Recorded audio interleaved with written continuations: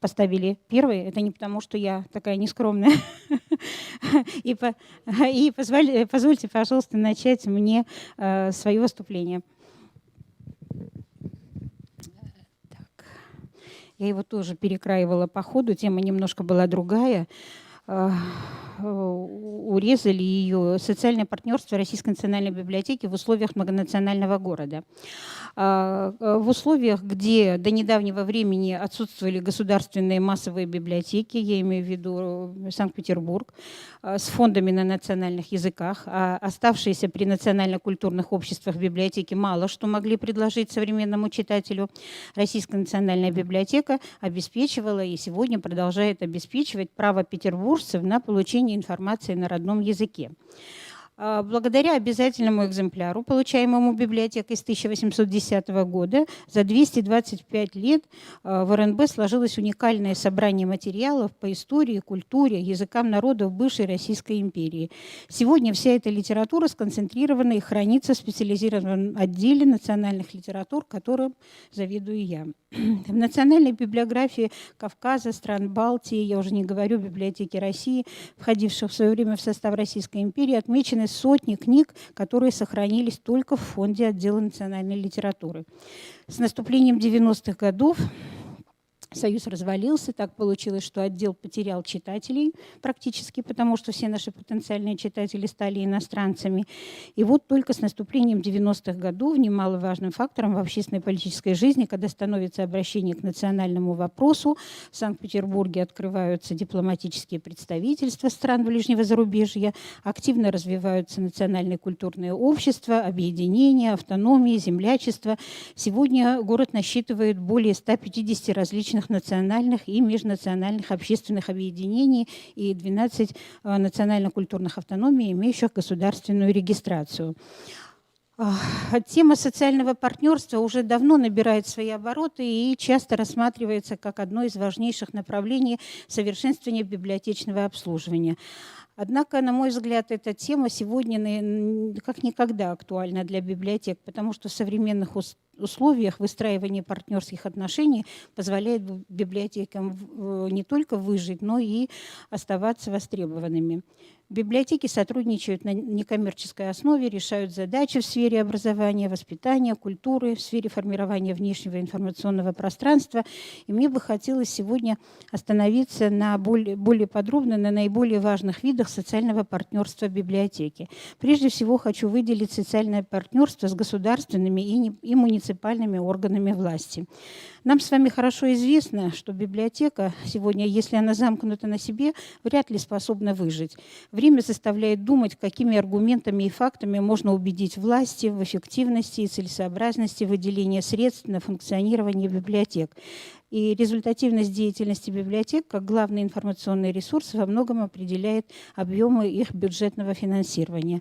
В практике работы нашей библиотеки используется такой механизм социального партнерства с властью, как целевая финансовая поддержка проектной деятельности в виде грантов или инновационные инвестирование целевых программ.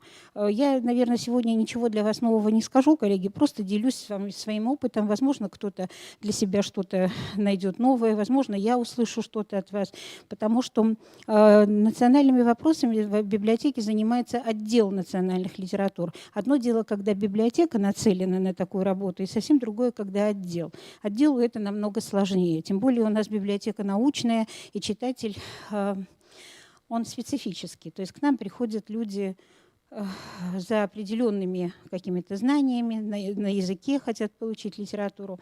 И читатель, он не массовый, такой не валит к нам читатель, как, предположим, в русский фонд. В практике, значит, ежегодно Российская национальная библиотека участвует в Санкт-Петербургском международном книжном салоне. Конечно, мы стараемся выставить литературу на национальных языках, но, к сожалению, издательство наше библиотечное, оно очень редко когда издает литературу какую-то вот по национальной тематике. Акции этих книжных салонов направлены на повышение целостного статуса книги и социального престижа чтения. Партнерство со средствами массовой информации, книгоиздательствами, книготорговыми фирмами. Данный вид, я все забываю. Так, это вот книжные салоны. проходят у нас в центре города, всегда очень много народу, востребованные. Со средствами массовой информации сотрудничество позволяет развивать библиотечный маркетинг, формировать положительный имидж библиотеки в профессиональной среде. Это тоже делается со всеми библиотеками. И вчера мы с вами были свидетелями на торжественном открытии, когда Роза Михайловна вручала средства массовой информации какие-то призы за поддержание имиджа библиотеки. Сделать библиотеку,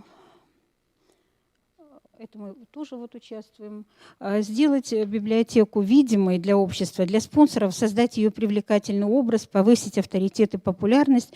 Этому не в малой степени, конечно, способствует хорошо налаженное сотрудничество с местными печатными органами.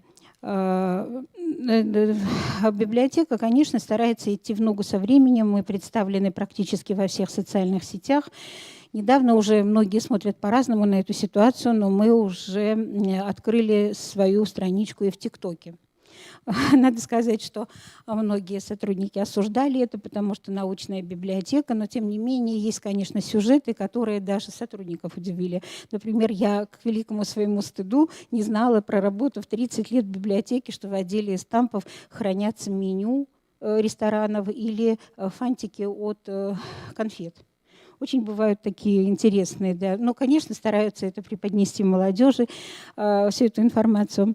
Перспективным явлением партнерства с книгоиздательскими и книготорговыми фирмами, которые передают библиотеке обязательные экземпляры книжной продукции, участвуют в реализации библиотечных проектов. К примеру, РНБ ежегодно проводит Всероссийскую научную конференцию «Фонды библиотек в цифровую эпоху». Я думаю, что многие из вас были на этой конференции. С 29 марта по 2 апреля состоялась 11-я конференция, и вот практически все эти 11 конференций набирают оборот. С каждым годом генеральным спонсором конференции выступает издательство «Эльзевир», титульным спонсором агентство по продвижению и подписке. Ну, в общем, там куча всяких разных спонсоров, не буду останавливаться. Я хочу сказать, что конференция, которая собирает до 500 участников, она практически обходится нам недорого. То есть библиотека практически не несет существенных затрат при проведении вот таких конференций. Партнерские взаимоотношения с организациями культуры, музеями, выставочными залами, домами культуры. Наиболее активно развивается партнерство с музеями у нас. В Российской национальной библиотеке проводятся циклы лекций «Петербург за парадным фасадом». Очень интересно, музеи приходят, читают нам лекции. В рамках этого цикла развиваются. Вот тут вот вы видите афиши, специалистами проводятся лекции. К примеру, одна из лекций называлась «Замурованные. Неожиданные находки при реконструкции Эрмитажа». То есть монтажники работали и обнаружили скульптуру беглого раба. Кроме того, проводятся циклы, рассказывающие о гаражах. Это очень неожиданно, но гаражи с императорских времен, которые располагались в монарших резиденциях от Зимнего дворца в Петербурге и до Крымской Ливадии. Над проектированием этих зданий трудились придворные архитекторы. Лекция «Метро Петербурга» тоже знакомила слушателей с петербургским метрополитеном, техническим чудом. Гости узнали об истории создания вагонов, про вагонный алфавит. Хочу сказать, самые неожиданные могут быть варианты. Одна из лекций «Куда податься?» Путеводитель по современным приютам для бездомных знакомила петербуржцев с проблемами бездомных людей. Раздавали адреса с ночлежками. Ко Дню защиты детей отдел эстампов подготовил выставку, посвященную теме детства. Зритель мог проследить, как менялся образ ребенка в советской печатной графике в периоды 30-х годов и по настоящее время. Российская национальная библиотека получила 5 за реализацию проекта «Доступная среда», в которой рассказывалось о возможностях работы в библиотеке маломобильных граждан. Библиотека помогает людям адаптироваться в новых социально-экономических условиях. В год театра Российская национальная библиотека сотрудничала с многими театрами. Отдел национальных литератур организовал прекрасную выставку «Многоязыки театр» от Азербайджана до Якутии. Именно такое искусство, как театр, способствует созданию национальной принадлежности у каждого народа. Залогом успешной работы библиотеки является социальное партнерство с организациями и учреждениями, которые нацелены на патриотическое воспитание молодежи. В этом нам очень помогает блокадная коллекция РНБ. Это материалы, изданные в Ленинграде во время Великой Отечественной войны. И коллекция включает в себя блокадные мелочи в виде печатных изданий, афиши, плакаты, фотографии, открытки, брошюры. Это мелкий материал, который не вошел в тома сообщений Советского информбюро. Например, на листовках на афишах говорилось о том, что в 7 часов вечера в зале филармонии оркестр под управлением Лясберга исполнит 7-ю симфонию Шостаковича 9 августа 1942 года, и в скобках было написано, что исполняется впервые. К примеру, осенью 1941 года, когда Ленинград оказался в кольце блокады, первым раздался голос великого казахского акына Джамбула Джабаева. Это тоже мы организовывали выставку «Взор Джамбула приворожил. Город сказочный Ленинград». Вот здесь вы видите как раз открытие выставки казахской. Вот, консульский корпус был, да, представителей очень много, красочно всегда это все проходит. Практикуются инновационные формы массовой работы, различные театрализованные представления. С РНБ охотно сотрудничают учреждения культуры, которые сохраняют и развивают традиции народного творчества. Партнерство с традиционными религиозными организациями тоже у нас проходит. В РНБ большой опыт и такого рода партнерства. Мы обмениваемся библиографической информацией, работаем с воскресными школами. На мероприятия приглашаются представители религиозных организаций. Как видите, это 150-летие армянского писателя Аванеса Туманяна. Христианский контекст – тоже. Это вот католикос всех армян приезжал в Санкт-Петербург. Потом мы отмечали 300-летие армянской общины, и президент Армении был. Это вот религиозные мероприятия у нас проходили, на религиозные темы тоже приглашали представителей религиозных организаций. Партнерство с образовательными учреждениями, вузами, колледжами, лицеями, общеобразовательными, дошкольными учреждениями. Многие специалисты Российской национальной библиотеки являются преподавателями профильных вузов Петербурга. Отдел национальных литератур тесно сотрудничает с кафедрой балтистики филфака Большого нашего университета. Я, к примеру, несколько лет была председателем выпускной экзаменационной комиссии. Студенты кафедры проходят у нас практику. Они являются нашими потенциальными сотрудниками, а мы работодателями. Роль библиотеки заключается также в информационной поддержке учебных программ. И вот сотрудничество такого рода выливается в интересные проекты. Это вот были выставки организованные, такие каталоги. Проводятся экскурсии по библиотеке для студентов и школьников. Очень много. С кафедрой балтистики мы сотрудничаем. Мы проводили в 2 года раз, отдел национальных литератур проводит конференцию международную. Это вот 3 каталога, вообще конференций было 4, в этом году прошла 4-я конференция. В рамках Международного года языков коренных народов была организована выставка «Единство разных». Многоцветие языков и культур. Выставка организована была к 65-летию нашего отдела. Это всегда красочно. Кстати, даже коллеги замечают, обратите внимание, сколько присутствующих. Да? Если русские отделы, ничего не хочу плохого сказать про коллег, открывают свою выставку, там бывает мало народу. А вот на наши мероприятия национальные, да, приходят всегда очень много заинтересованных читателей, потребителей библиотеки. Просто не хочу, конечно, сказать, кривить душой не буду, что они потом возвращаются и все дружно записываются в библиотеке, потому что все-таки читать приходят не всем. Российская национальная библиотека впервые приняла участие в общественной акции «Выбираю спорт». Библиотека как центр местного сообщества. Так в Российской национальной библиотеке прошел финал межрегионального конкурса учебных судов имени принца Петра Георгиевича Ольденбургского. Это вот фрагменты из выставки ко Дню грузинской культуры. А вот это, о чем я говорила. Молодые ребята приходили. Образовательный проект «Моя история рода» проходила с участием эксперта экспертов Центра генеалогии, который находится на территории нашей библиотеки. Это единственный такой центр в стране, и Игорь Васильевич Сахаров как раз возглавляет этот единственный в стране научный центр по изучению проблем генеалогии. Российская национальная библиотека поздравляет и Росгвардию. Можете, да, обратить внимание, насколько разнообразное у нас партнерство. Поздравляем Росгвардию. 27 марта в России отмечается День войск Национальной Росгвардии, и свою историю этот праздник берет от даты 27 марта. Все наши объекты охраняются военнослужащие войск Национальной Росгвардии. В библиотеке проводится, я думаю, во многих тоже, ежегодный тотальный диктант, в котором могут принять участие любой желающий. Многие библиотеки тесно контактируют с центрами национальных культур. В результате этого сотрудничества тоже рождаются интересные проекты. Вот здесь мы отмечаем 100-летие независимости. Где-то была Эстония вот внизу.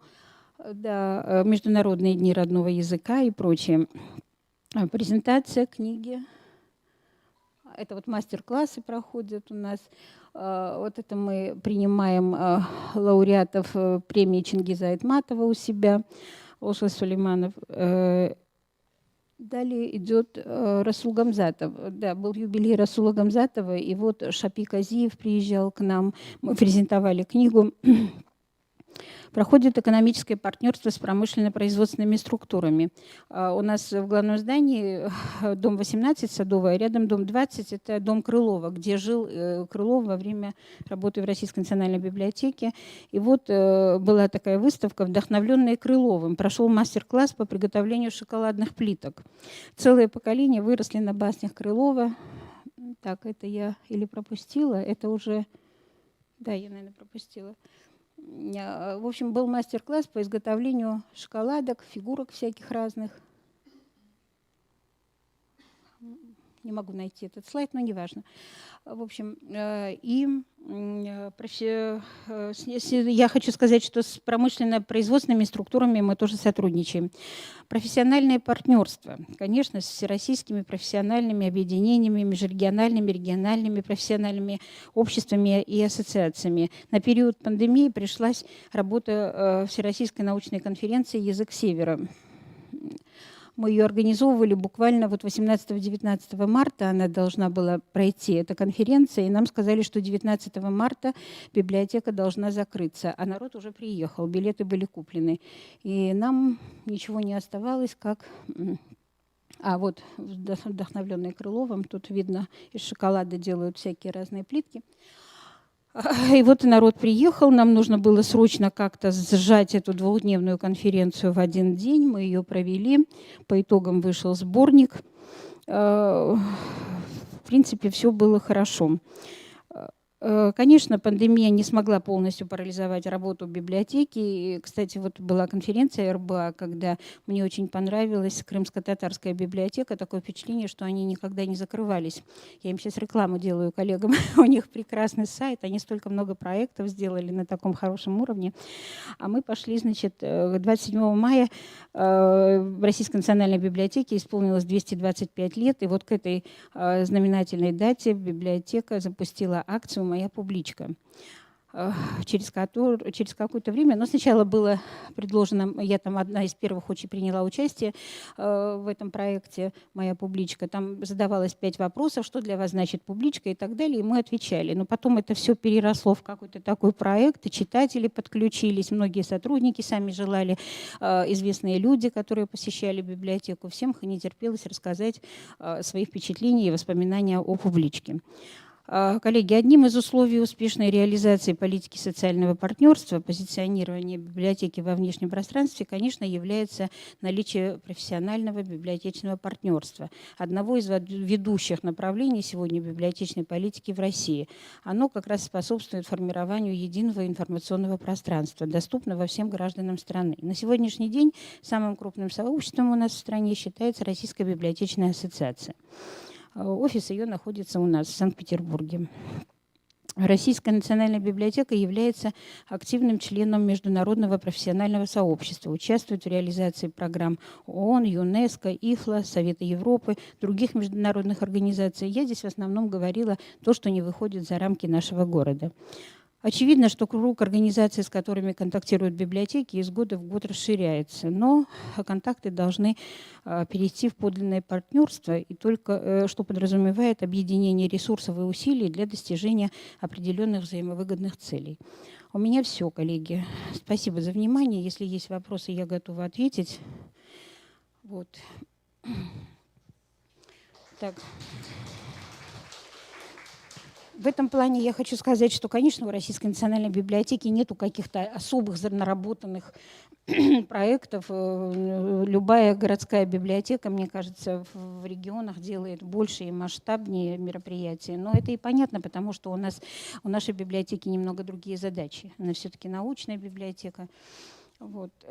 Ну и переходим к нашей программе.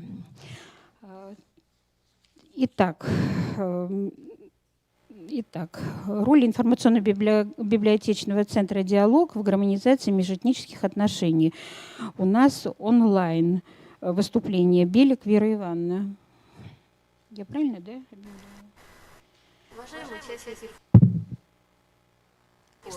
Это Ставропольская краевая универсальная научная библиотека Лермонтова, замдиректора по научной деятельности. Пожалуйста. Уважаемые участники форума, предваряя свое выступление, разрешите передать теплые слова поздравления с большим юбилеем Национальной библиотеки Чувашской Республики и ее коллективу и пожелать дальнейшего процветания, благоденствия, новых творческих интересных проектов. Я представляю Ставропольскую краевую библиотеку, а Ставропольский край входит в Северокавказский федеральный округ. На территории нашего региона проживает более 120 народов. На протяжении столетий народы Северного Кавказа имели теснейшие экономические и культурные связи.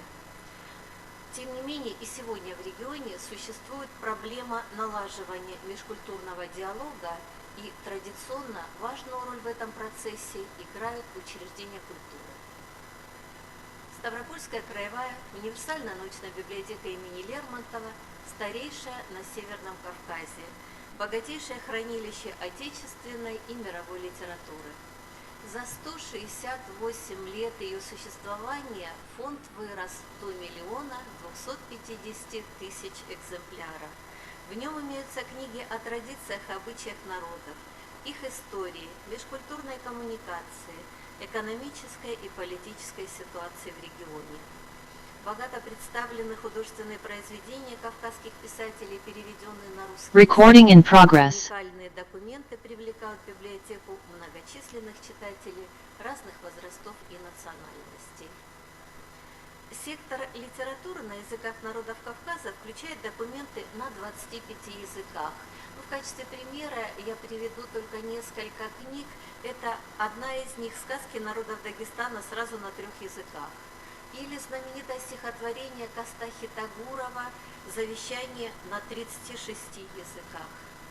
Особое внимание книге Михаила Юрьевича Лермонтова «Выхожу один я на дорогу», которая включает известное стихотворение поэта, переведенное на 40 языков народов мира и Северного Кавказа. В 2011 году на базе нашей библиотеки был создан информационно-библиотечный центр межнационального общения «Диалог». Мы не ошиблись с выбором названия, потому что в основе деятельности центра межкультурное общение. В этом году юбилей, 10 лет нашему центру «Диалог», и можно подвести уже какие-то промежуточные итоги и проанализировать его работу. За 10 лет в рамках «Диалога» состоялось свыше 100 просветительских, досуговых, образовательных мероприятий, в которых приняли участие жители Ставропольского края и республик Северо-Кавказского федерального округа. Центр стал востребованной площадкой, содействующей знакомству ставропольцев с уникальной культурой, традициями народов, населяющих многонациональный край. Литературная палитра Северного Кавказа вместила в себя такие вершины, как Аварец Расул Гамзатов, Кумык Эфенди Капиев, Балтарец Кайсен Кулиев, Осетин Кастахитагуров и многие другие.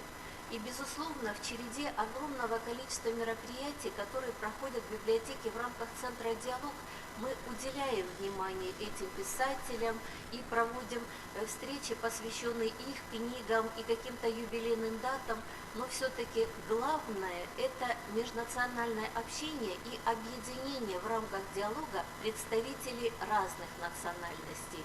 Именно поэтому так востребована у нас ежегодная межрегиональная встреча, которая называется «У родного очага», а посвящена она писателям Северного Кавказа юбилярам года. Еще один интересный цикл – это «Житейской мудрости истоки». Мероприятия в рамках цикла направлены на знакомство с национальными традициями народов и этносов Кавказа. А мы понимаем, что в вековых традициях северокавказских народов есть много интересного, того, с чем необходимо знакомить молодежь, того, что надо шире доносить до нашего подрастающего поколения. В Ставрополе нет дома дружбы, но вот в условиях его отсутствия можно сказать, что наш Центр межнационального общения «Диалог» взял на себя функции дома дружбы, и именно он объединил представителей многонационального региона. Безусловно, многие библиотеки проводят интересные встречи, направленные на межкультурное взаимодействие, на межнациональное общение. Поэтому я бы хотела привести просто несколько примеров наиболее интересных проектов библиотеки, а проиллюстрирует этот ряд фотографий с каких-то мероприятий, которые прошли в рамках Центра «Диалог». Так, фестиваль национальных литератур народов России состоялся в столице Северокавказского федерального округа, городе Пятигорске. Он был приурочен к Дню народного единства и впервые объединил не только книжные дома СКФО, но и писателей со всей страны. Было презентовано более 600 книг на разных языках. В форуме приняли участие 14 издательств. И, конечно, главный результат – это когда участники этого фестиваля смогли познакомиться с прозаиками и поэтами Северного Кавказа, встретиться с авторами, открывающими в своих трудах неизвестные страницы литературы, истории, языка, географии Кавказа, услышать известные произведения на языках разных народов. Один из акцентов работы «Диалога» – это то, что участники наших встреч читают произведения северокавказских писателей и поэтов на разных языках. Вы знаете, мы услышали столько интересных произведений и соприкоснулись с этим звучанием, очень интересным звучанием разных языков. В рамках Центра «Диалог» реализуется проект «Литературные мосты дружбы». И первым участником стала делегация из Чеченской Республики. Нам было очень приятно, когда на встречу в Краевую библиотеку Лермонтова приехали и председатель Союза писателей Чеченской Республики Канта Ибрагимов, прозаики, публицисты, поэты. На протяжении многих лет творчество самобытных чеченских писателей оставалось недоступным широким читательским кругам. Вот благодаря нашему Центру «Диалог» продолжились традиции творческих встреч писателей Кавказа на Ставропольской земле. За 10 лет расширились контакты с Карачаево-Черкесией, делегации которой неоднократно были участниками наших встреч. Когда-то Карачаево-Черкесия входила в состав Ставропольского края, теперь это самостоятельная республика, и возобновление наших дружеских отношений было очень приятно. Оно состоялось именно в рамках диалога. И неоднократно мы праздновали и юбилеи карачаево-черкесских писателей и представителей республики. Мы проводили презентации книг, какие-то творческие, музыкальные встречи. И, пожалуй, за эти годы можно сказать, что уже не гостями стали литераторы из Карачаево-Черкесии, а хорошими друзьями нашей библиотеки. Еще один культурный проект был инициирован представительством Республики Дагестан в Ставропольском крае и посвящен столетию Мариам Ибрагимовой, врача, историка, писателя. Она родилась на Кубани, выросла в Дагестане, а основную часть жизни провела на Ставрополье. И вот когда в Москве был издан 15-томник собрания сочинений Мариам Ибрагимовой в 15 томах, и мы презентовали его не только в нашей библиотеке, но и провезли по разным населенным пунктам Ставрополья, там, где проживает значительная часть дагестанской диаспоры. И это, конечно, было очень приятно. Мы же понимаем, что у жителей краевой столицы больше возможностей разнообразить культурную программу. А когда мы выехали с этими встречами в небольшие населенные пункты Ставропольского края, очень положительно был оценен такой опыт жителями нашего региона. И еще одним моментом, позитивным моментом таких встреч является пополнение фонда библиотек. Не секрет, что мы все не можем приобрести те книги, которые бы нам хотелось иметь. Вот за эти 10 лет работы диалога мы получили в подарок огромное количество книг. Наши гости приезжают с подарками, они дарят нам свои книги и книги своих друзей. И 15-томник Мариам Ибрагимовой теперь есть не только в фонде нашей библиотеки, но и в центральных библиотеках Ставропольского края. Центр межнационального общения «Диалог» плодотворно сотрудничает более чем 20 национально-общественными объединениями. И, конечно, основной акцент мы делаем на работу с молодежью. И очень приятно, когда в проведении наших мероприятий активное участие принимают представители этнических студенческих советов федерального и государственных университетов Ставропольского края. Еще один нюанс, который бы я сегодня хотела отметить. Вот я сказала о том, что неоднократно представители субъектов СКФО были участниками наших встреч, были у нас в гостях, но у библиотеки зачастую нет финансовых возможностей оплатить им проезд и проживание. И в этом году у нас появился такой интересный опыт сотрудничества с некоммерческой организацией. Она называется «Региональная общественная организация Объединение народов по содействию миру за диалог на Кавказе». Я думаю, что у ряда библиотек уже есть опыт создания таких некоммерческих организаций на базе своих собственных библиотек. У нас нет. И поэтому вот это наше партнерство вылилось в очень плодотворное сотрудничество.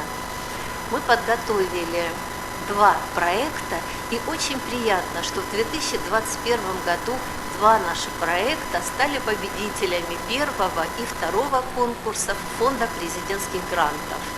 В рамках 1-го конкурса мы сейчас реализуем социальный проект «Литературные мосты дружбы» и проводим фестиваль национальной литературы Северного Кавказа.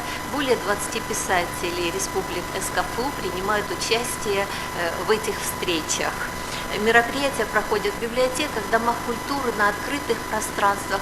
И завершающее мероприятие – это будет телемост, который соединит Ставропольскую краевую библиотеку, национальные библиотеки и региональное отделение Союза писателей России Северокавказского федерального округа. А еще один проект – он носит название «Открываем Россию», маршрутами русской классики, его целевая аудитория – иностранные студенты. Я буду рада, если опыт нашей библиотеки поможет другим библиотекам или подскажет какие-то направления работы. Спасибо за внимание.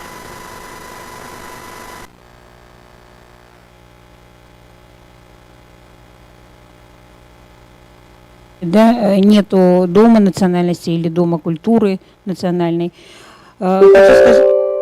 Хочу сказать, что это совсем не важно. Дело в том, что у нас 15 лет назад открылся Дом национальностей. Так вот, народ туда не так активно и идет, потому что их курирует Комитет по культуре и по миграционной политике, у них какие-то там свои задачи, свои требования, а люди всегда идут туда, где им комфортнее и удобнее. Так вот, это было наглядным примером. Ну что, а мы идем дальше. Нам, значит, нас познакомят с новыми пространствами для реализации государственной национальной политики в библиотеке полиэтнического региона. Козичук Наталья Николаевна, она расскажет нам об опыте Волгоградской областной универсальной научной библиотеки имени Горького. И что-то я не вижу шевеления никаких. Так. Понятно. Угу. А вот здесь не написано просто, что онлайн. Или я не вижу.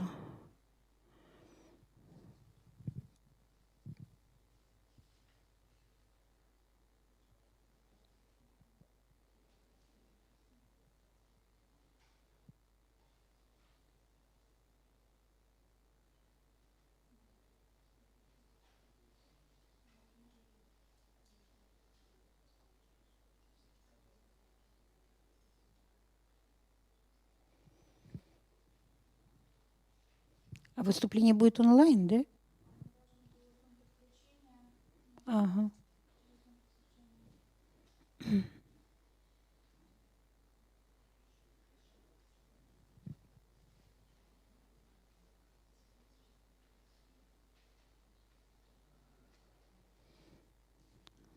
Там на определенное время или как? Может, мы пойдем дальше, а чуть позже подключимся или как? Как удобнее, да? Хорошо, давайте тогда мы послушаем Виноградову Татьяну Викторовну. Тоже подключение, да? Ну вот у меня, к сожалению, в программе не отмечено, коллеги, я приношу свои извинения, потому я тоже ориентируюсь уже по ходу действия. Здравствуйте, да, я на связи. Это кто у нас на связи? Это Виноградова Татьяна Викторовна, Республика Мариэл. Ага, очень хорошо. Национальная библиотека имени Чавайна. Татьяна Викторовна, да, выступит с межкультурный диалог. Успешные практики в работе Национальной библиотеки имени Чавайна, Республика Мариэл. Да. Мы слушаем, да. Так, минуточку. Я подключу сейчас презентацию.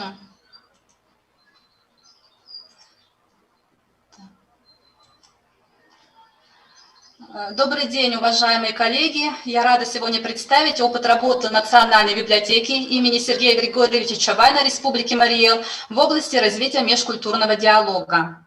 Важным направлением в своей работе мы считаем укрепление межкультурных связей среди представителей разных национальностей, проживающих в республике, посредством развития интереса читателей к национальным литературам и широкой просветительской работы. К сожалению, сегодня мы наблюдаем низкий интерес читательской аудитории и прежде всего молодежной к литературе народов России.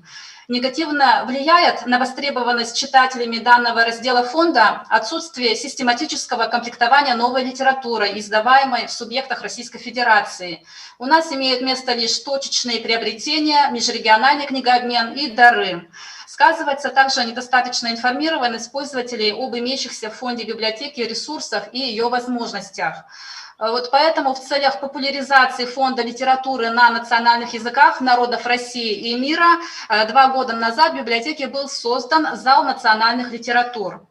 Открытие зала национальных литератур позволило привлечь национально-культурной автономии и представителей диаспор к библиотеке, установить партнерские взаимоотношения с ними. Представителями азербайджанской, чеченской, осетинской, грузинской диаспор, республиканскими центрами татарской, марийской, русской культуры были переданы книги на национальных языках в фонд библиотеки, что существенно обогатило его. Соединение фонда оригинальной иностранной литературы и литературы на языках народов России на единой площадке придает этому книжному собранию уникальность и позволяет представить этнокультурное и языковое многообразие Республики Мариэл, финно-угорских народов, а также народов России в целом и ближнего зарубежья. Зал национальных литератур стал информационным и культурным центром по обслуживанию полиэтнического населения нашей республики. Сегодня на базе созданного зала национальных литератур проводятся литературно-музыкальные вечера, поэтические концерты, заседания клубов, интеллектуальные игры для молодежи, квизы, уроки английского языка, марийского языка и другие тематические мероприятия.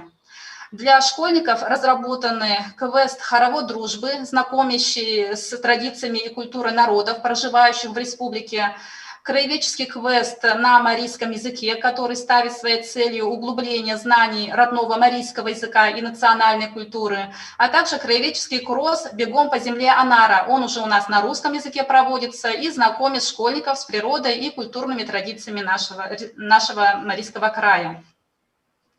Библиотека активно сотрудничает с Марийским государственным университетом в работе с иностранными студентами. С 2019 года начат совместный просветительский проект «Краеведческий компас», который ставит своей целью содействие адаптации иностранных студентов, знакомство их с нашей республикой, а также содействие успешному освоению русского языка.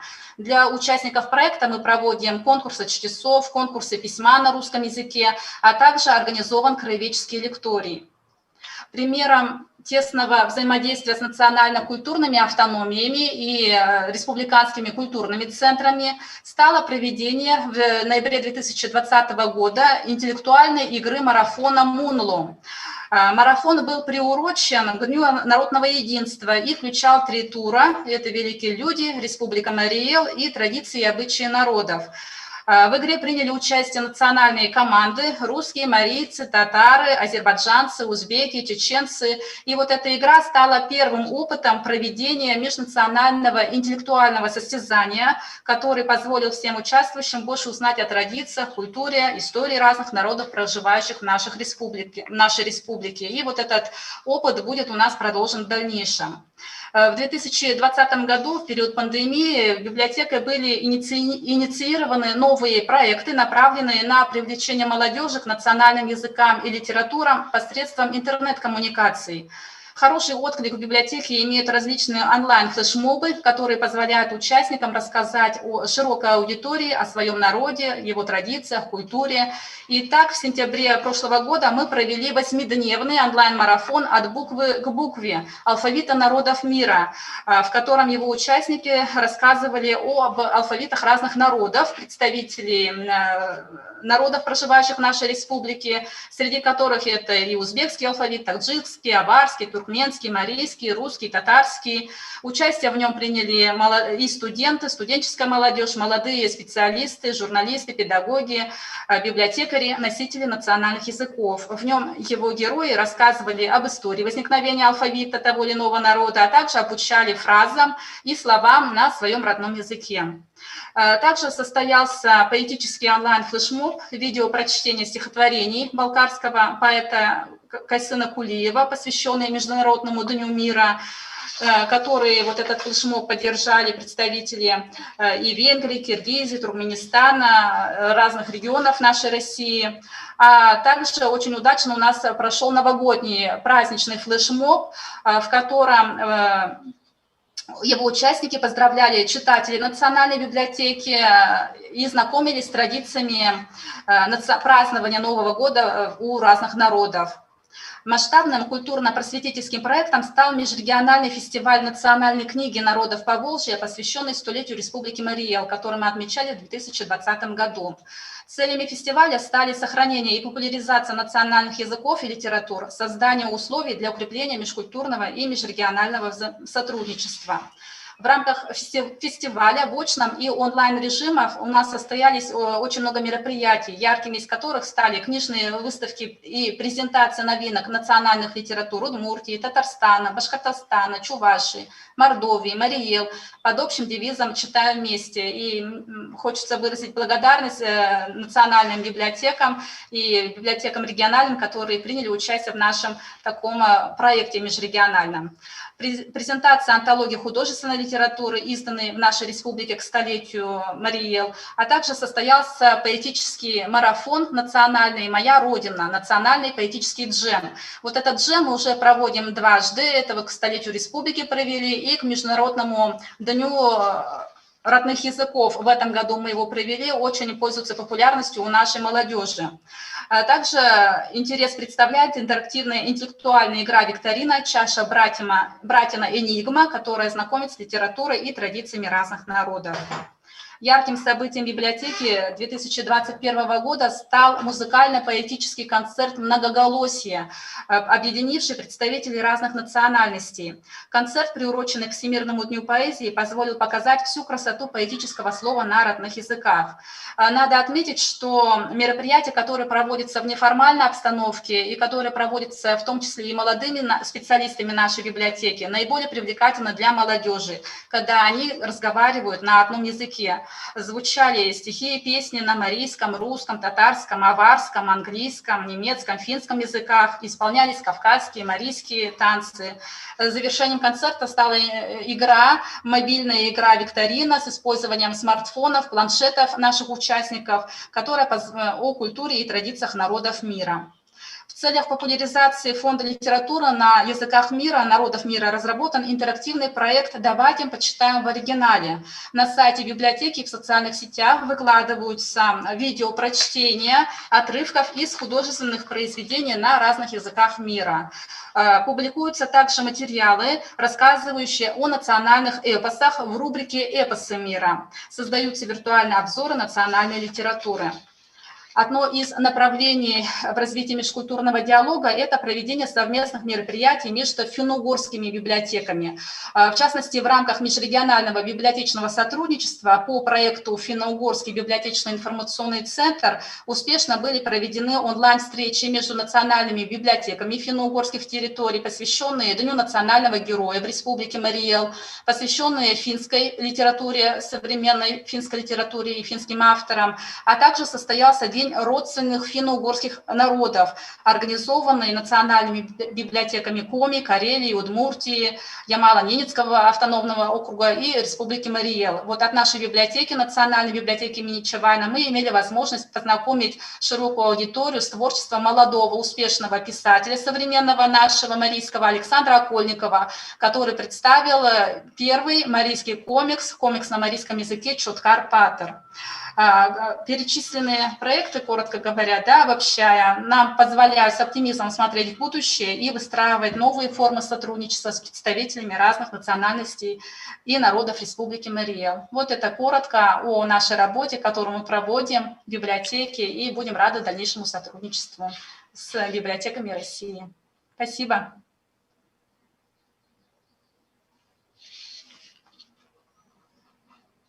Разнообразно, обширно работа библиотек, библиотекарей. Мы уже превратились, я не знаю, в массовиков, затейников во время библионочей, какие роли только не выполняем. Но, тем не менее, это, конечно, похвально, это хорошо, потому что это притягивает все-таки к нам читателей разных национальностей. И вот кто работает с национальностями, наверное, меня поймут, у них какое-то во время таких мероприятий проходит какое-то соперничество. И вот председатели культурных автономии начинают хорохориться, типа того, что «а у нас не хуже культура, а у нас лучше». И потом уже они начинают нас дергать: «а давайте сделаем то, давайте сделаем все». У нас, например, в новом здании Российской национальной библиотеки стоит бюст Чингиза Айтматова. И вот было мероприятие, и председатель культурной автономии народов Дагестана подошел, и вот у него теперь идея поставить рядом, прямо вот чтобы сочеталось, такой же бюст Расула Гамзатова. В сентябре должны пройти мероприятия, да. Или, предположим, этот армяно-азербайджанский конфликт в культурном роде выглядит так. Если прошло какое-то мероприятие армянское, и мы создали каталог, выпустили все, азербайджанцы обязательно должны переплюнуть, сделать лучше, больше и дороже. То есть пусть не мытьем, так катанем, как говорится, пусть хотя бы так. Коллеги, я вот должна была, наверное, предупредить. Здесь у нас еще в программе заявлены стендовые доклады. Конечно, мы их слушать, смотреть не будем, но если у нас идет вдруг трансляция на YouTube-канал или как-то, докладчики должны знать, что в проекте у библиотеки публикация сборника докладов сегодняшней конференции, и вот эти онлайн-доклады обязательно попадут в этот сборник. А мы идем дальше. Как у нас насчет Натальи Николаевны? Подключиться не может. Хорошо. А дальше мы идем, и у нас по программе Малкова Наталья Михайловна с сетевым проектом как инструмент формирования этнокультурной идентичности. Самарская областная универсальная научная библиотека, замдиректора по науке. Тоже видео, понятно.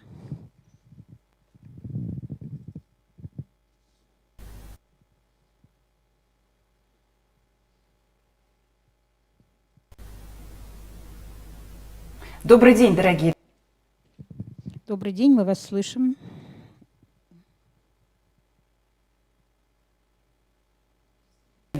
друзья. Иракун Пултар. Приветствую всех участников межрегионального культурного форума «Библиотека в пространстве межкультурной коммуникации». Поздравляю всех читателей и сотрудников Национальной библиотеки Чувашской Республики со 150-летием. Развития и процветания вам, дорогие друзья! Мы с вами живем в эпоху глобализации, период ускорения времени и размытия границ, когда этнокультурная идентичность постепенно нивелируется. Скорость этого процесса настолько велика, что сейчас в семьях в большинстве случаев уже не происходит передача культурно-исторического наследия своего этноса. Старшее поколение, даже практикуя национальные обычаи, не стремится передать поколенческий культурный опыт и традиции. И сегодня эта ситуация типична не только для урбанизированных пространств городов, но и для сельских территорий, которые всегда отличались бережным отношением к наследию. С другой стороны, тема принадлежности к определенному этносу всегда вызывает интерес и у молодежи, и у школьников в том числе. Сегодня в обществе возрастает актуальность открытого признания многообразия культурных и религиозных традиций. И это не случайно, поскольку этнический статус человека, по мнению социологов, является одним из наиболее устойчивых и сохранных. Для каждого российского региона характерно наличие множества различных этнических групп. Население Самарской области представляет собой полиэтничную и многоконфессиональную общность, объединяющую в себе представителей более сотни народов. В регионе создана инфраструктура развития национальной культуры. Активно работают и развиваются национально-культурные общественные организации. Действует Дом дружбы народов. Финансируется проведение различных этнокультурных фестивалей, конкурсов, праздников. Однако в основном эти мероприятия носят досуговый характер, имеют более развлекательный, чем информационный фон. На мой взгляд, для формирования этнокультурных компетенций личности, понимания поликультурности мира, уважения к национальным культурным традициям, толерантного отношения к представителям различных национальностей необходимы прежде всего знания. Для нашего региона также характерно размывание этнической принадлежности, снижение ее яркости. Опрос по истории и культуре народов среди школьников 5-8 классов, который проводило Самарское археологическое общество в 2017 году, показал, что лишь 15% школьников имеют представление об особенностях культуры и традициях этносов. Отметим также, что результаты большого этнографического диктанта показали, что юные участники в возрасте до 17 лет обладают меньшим уровнем знаний по сравнению со взрослыми. При этом Самарская область не вошла в десятку регионов, показавших лучшие результаты в 2018-2017 годах. Не отмечена она среди лидеров по среднему количеству баллов в последующие годы проведения диктанта. Думаю, все понимают, что осознание своей сопричастности к истории и культуре народа, его духовным ценностям и традициям происходит в семье, в повседневной жизни. Национально-культурные традиции, пожалуй, до рубежа 20 и 21 веков передавались в семьях. Современные бабушки и дедушки сейчас уже не хранят и по большей части не передают историю рода. А тем более родители зачастую не знают культурных традиций тех национальностей, представителями которых они являются. И как следствие дети не имеют представления о своих корнях. Внести вклад в формирование этнокультурной идентичности, стать стимулом и инструментом этого процесса может стать региональный сетевой проект. Рассмотрим данную гипотезу на примере этнокультурного проекта «Корни», организаторами которого стали Самарская областная универсальная научная библиотека и Самарское археологическое общество. Проект был поддержан Фондом президентских грантов в 2019 году. Цель проекта – развитие интереса школьников к своим этническим корням средствами самостоятельного интерактивного творчества, повышение уровня информированности о национально-культурном наследии края, формирование этнокультурной идентичности детей. Целевой аудиторией проекта стали сельские школьники 5-8 классов. Почему именно такая целевая аудитория? Дело в том, что в 5 классе школьники вступают в подростковый период. Им предстоит пройти важнейший личностный кризис – кризис идентичности. Основное содержание этого кризиса – формирование нового целостного представления о себе, как о взрослом человеке. Именно в этот возрастной период в сознание ребенка можно встроить и этническую компоненту. Опирался проект на муниципальные библиотеки 7 полиэтничных районов Самарской области, где компактно проживают представители разных национальностей. Здесь на базе библиотек были созданы этнолаборатории, информационно-консультативные площадки на базе 7 центральных библиотек и на базе 54 сельских библиотек. Нужно сказать, что в проект в число тех 7 счастливчиков попали только территории-добровольцы, где был высок интерес читателей и команд к данной теме. Для реализации проекта разработан пакет методических материалов, включающий набор карточек тестов, положение о 2 конкурсах. Техническое задание по проекту включало обязательные блоки проекта, контрольные цифры, систему отчетности. При помощи самарских историков и этнографов созданы материалы в сети интернет, относящиеся к традиционной культуре. Публикации, фото, видеоисточники, иллюстрации.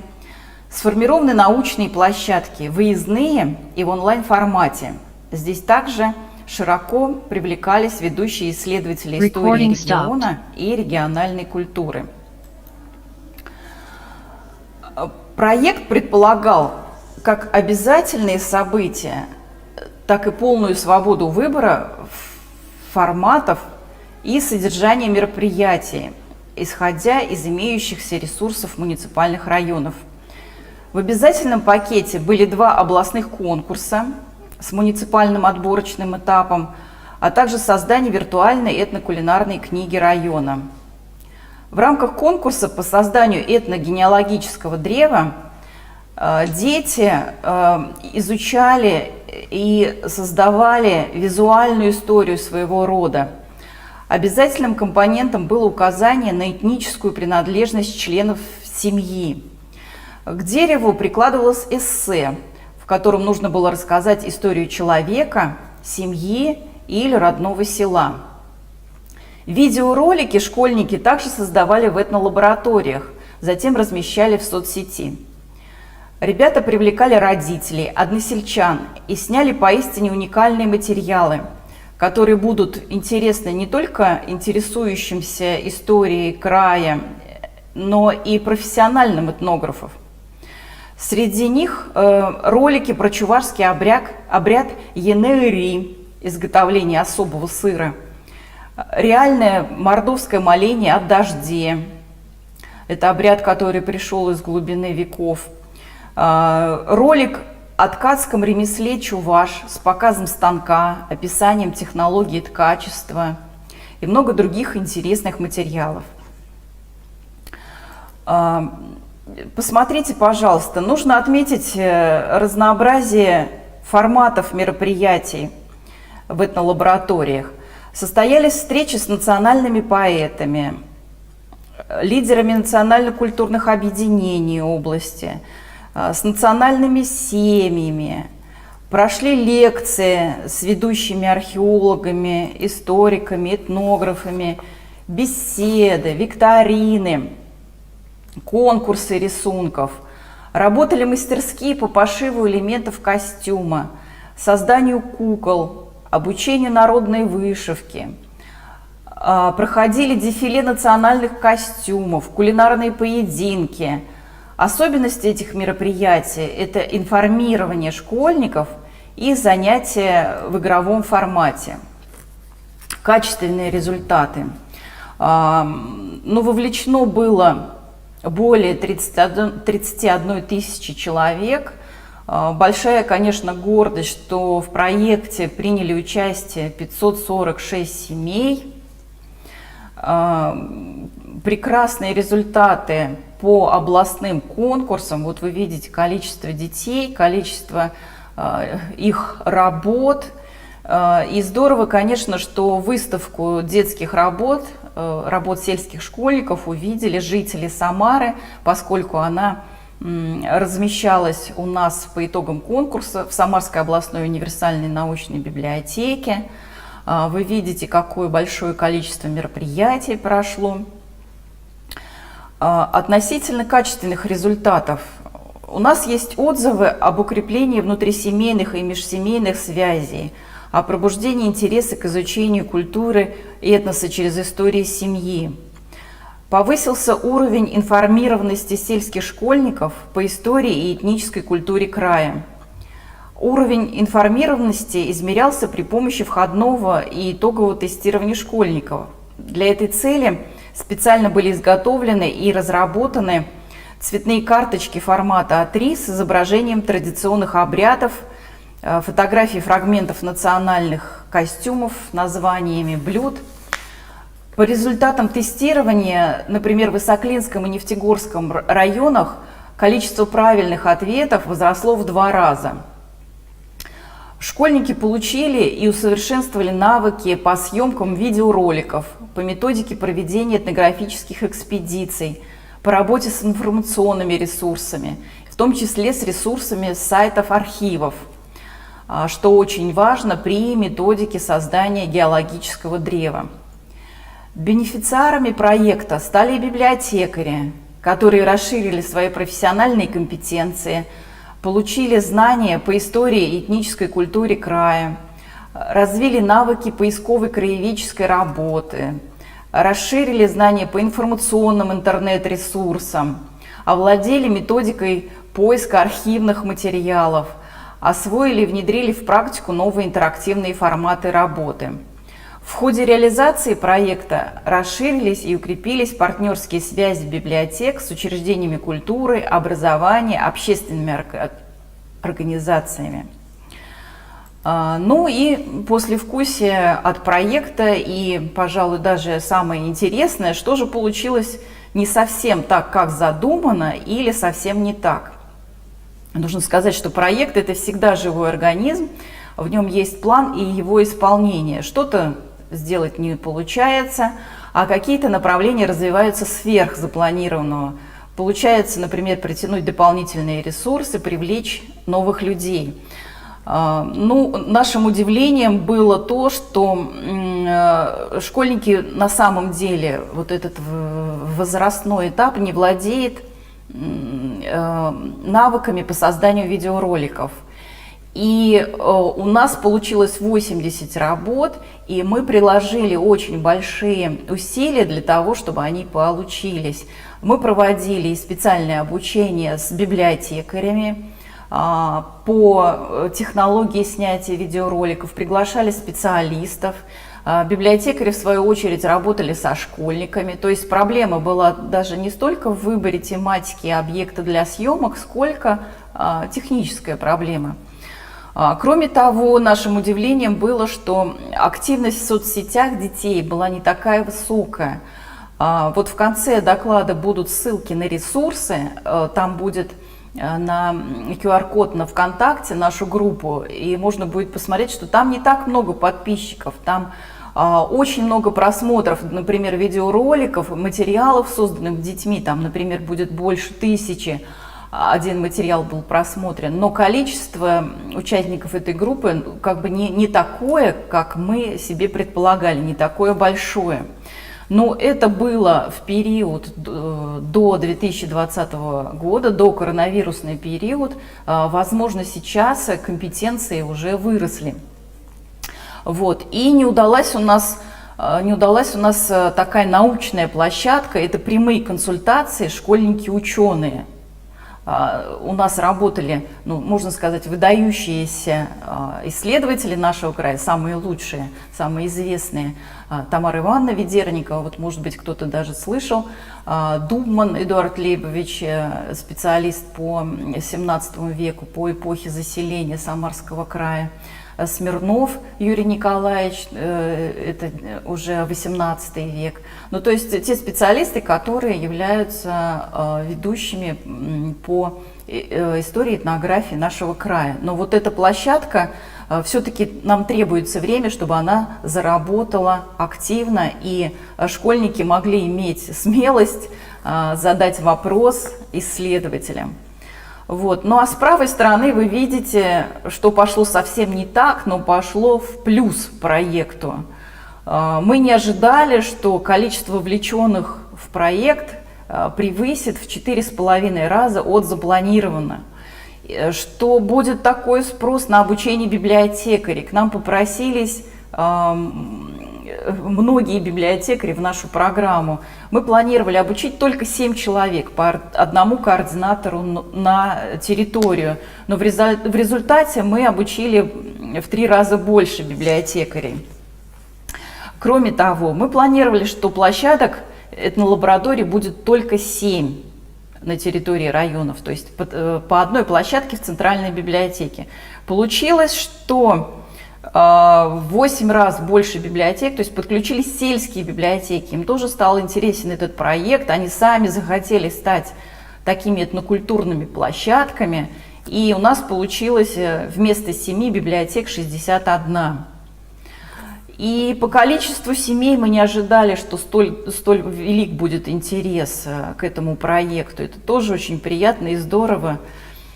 И появилось больше в 2 раза новых электронных ресурсов, чем мы задумали. Здесь тоже вот такая активность не запланирована. Ну и кроме того, у нас состоялась экспедиция школьников. То есть мы не рассчитывали, что мы поведем детей в экспедицию, но наш ведущий этнограф, воодушевленный, провел такую экспедицию. И, несомненно, это большой плюс и совершенно другой мир, и такой этнографический космос был для наших детей. Таким образом, региональный сетевой проект на базе публичных библиотек может стать хорошим стимулом и рабочим инструментом для формирования этнокультурной идентичности школьников. Проект делает мощным инструментом использование всех имеющихся в регионе ресурсов, разработанная национально-культурная инфраструктура, информационные ресурсы публичных библиотек и, естественно, привлечение научного сообщества. Уважаемые коллеги, здесь вы видите ресурсы проекта. Мы приглашаем посмотреть и приобщиться к этому интересному опыту. Спасибо вам за внимание. Всего доброго.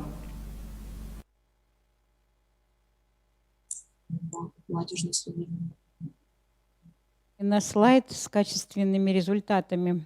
На первом месте было укрепление внутрисемейных и межсемейных связей. Коллеги, айда мы, айда библиотеки. Укрепляем семьи. На самом деле, конечно, многое делается для того, чтобы познакомить ребятишек и с культурой, и с языком родным. Но если не будут говорить в семье на языке, мне кажется, к сожалению, это все будет не грустно. Я вот пока слушала, просто вошла в интернет и посмотрела, как у нас обстоит дело с чувашским языком.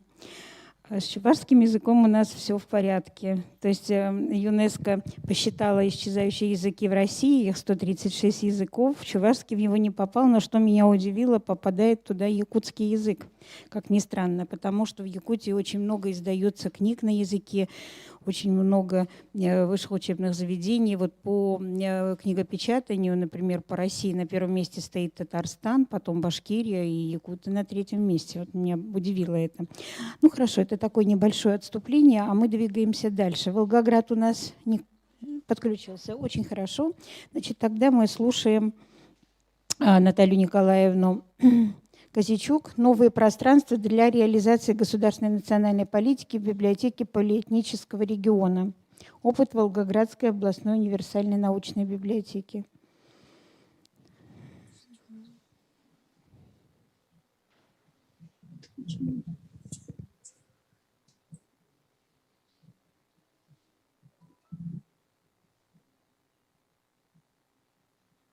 Спасибо. Добрый день, уважаемые коллеги. Добрый Видно, да, день. нас? Да, видно, слышно вас. Добрый день. Видно, слышно. Замечательно. Добрый день, уважаемые коллеги. Хочу поздравить вас с таким замечательным юбилеем. Мы успешно пережили 120-летний юбилей в прошлом непростом 2020 году, поэтому уверена, что ваш сегодняшний юбилей состоится в реальном времени и на самом высоком уровне. Хочу пожелать вам долгие лета, воплощения в жизнь всех самых ваших замечательных идей и успешной реализации ваших проектов, крепкого здоровья и благополучия. Прочитала, что в чувашском языке существует около 50 синонимов слова «красивый».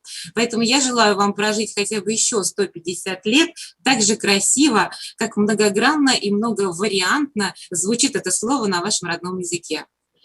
Ну, а теперь хочу перейти к своему докладу, если позволите. Национальная политика – это система мер, нацеленных на регулирование межнациональных, межэтнических отношений. Она составляет важнейшую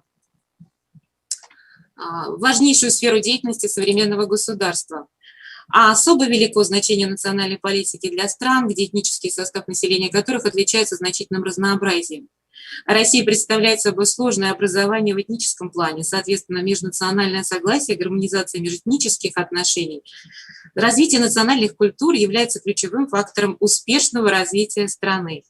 В настоящее время руководство Российской Федерации уделяет значительное внимание эффективной системе регулирования межнациональных отношений. Проявлением такой тенденции стало принятие в 2012 году стратегии государственной национальной политики на период до 2025 года, новая редакция которых была утверждена в 2018, а в 2012 уже был создан Совет по межнациональным отношениям при президенте РФ, органов исполнительной власти, и воссоздана структура, ответственная за реализацию национальной политики – Федеральное агентство по делам национальности или ФАДН.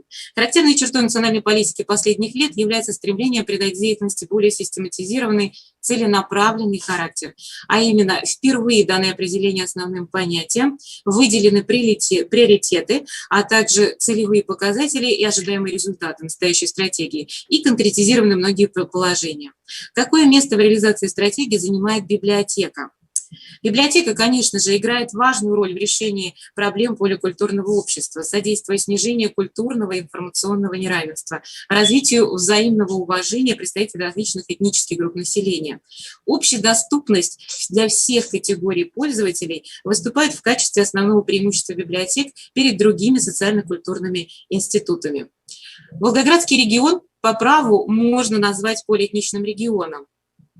В историческом и географическом плане это всегда был магнит для представителей разных национальностей. В настоящий момент в Волгоградском регионе проживают представители более 140 национальностей.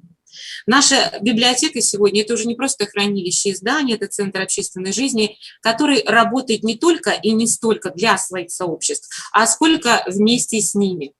Главное сегодня –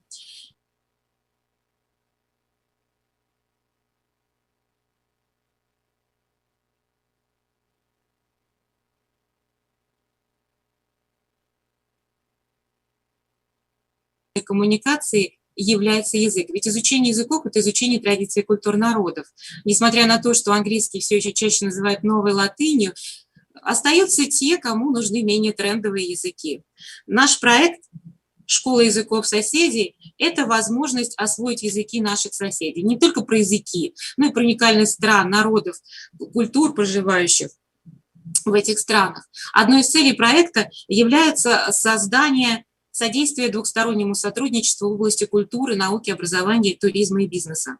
Мы начали этот эксперимент в 2018 году, продолжили в 2019, и сейчас количество учеников увеличилось почти в 3 раза. Занятия проходят в группах 1 раз в неделю, и единственное требование – быть читателем библиотеки. Школа языков соседей – исключительно волонтерский проект. И мне кажется, что успех этого проекта в том, что у каждого жителя нашего региона есть возможность изучать эти языки, так как необходимые условия для коммуникации – это поиск общего языка с друг другом. Наша школа языков соседей – это непрерывный взаимообмен ресурсов, преподавательского опыта, традиций и культур между Волгоградской областной универсальной научной библиотекой имени Горького, национальными общественными объединениями, преподавателями, волонтерами и учениками. Фестиваль, где в рамках библиотечного пространства проходят различные по содержанию действия. Это одна из самых успешных форм проведения мероприятий по межкультурному общению. В силу своего изначального предназначения фестивали имеют высокий миротворческий потенциал. Систематическое проведение данных мероприятий способствует социальной стабильности полиэтнического региона. Мы так и назвали эти наши проекты «Караван культур». Это цикл событий, где носители культур различных стран рассказывают об интересных фактах, которые имели место быть в истории своей страны. Данная уникальная возможность получения информации из первых уст подкрепляется возможностью дополнить свои знания чтением литературы по данной тематике в стенах библиотеки. А тематики могут быть разными. Так, на нашей территории происходил караван культур, женские образы в культурах мира. Он включал в себя дефиле представительниц разных культур в национальных костюмах, рассказы о женских образах и культуре, традициях разных стран, традиционных занятиях, ритуалах и образах красоты. Этнофестиваль «Вместе мы Россия» прозвучал в библиотеке в преддверии празднования Дня народного единства. Калмыцкие бортики, татарский чак-чак, армянский хаш, азербайджанская пахлава, белорусские драники – все это в читальном зале библиотеки. Необычное место для дегустации и знакомства с национальным колоритом. Фестиваль стал одной из самых ярких самобытных площадок в программе мероприятий Волгоградской областной библиотеки имени Горького и вообще Волгоградской области. А уже на следующий день библиотека стала площадкой для проведения международной просветительской акции «Большой этнографический диктант». 30 вопросов диктанта позволили каждому пришедшему проверить, насколько хорошо он знает традиции, историю, обычаи, культуры народов России, и, что самое главное, 10 вопросов по нашему региону. Мы мониторим ежегодно результаты баллов и количество участников этой акции, и могу вам точно сказать, что тенденция идет на четкое увеличение как в количестве участников, так и в количестве набранных баллов. Сегодня 22 июня. Это трагическая дата, наверное, для всех. Мы проводим в нашей библиотеке очень большое мероприятие, посвященное этой дате, особенно в этом году. Наверное, для жителей такого города, как Волгоград, эта тема не перестанет быть актуальной никогда.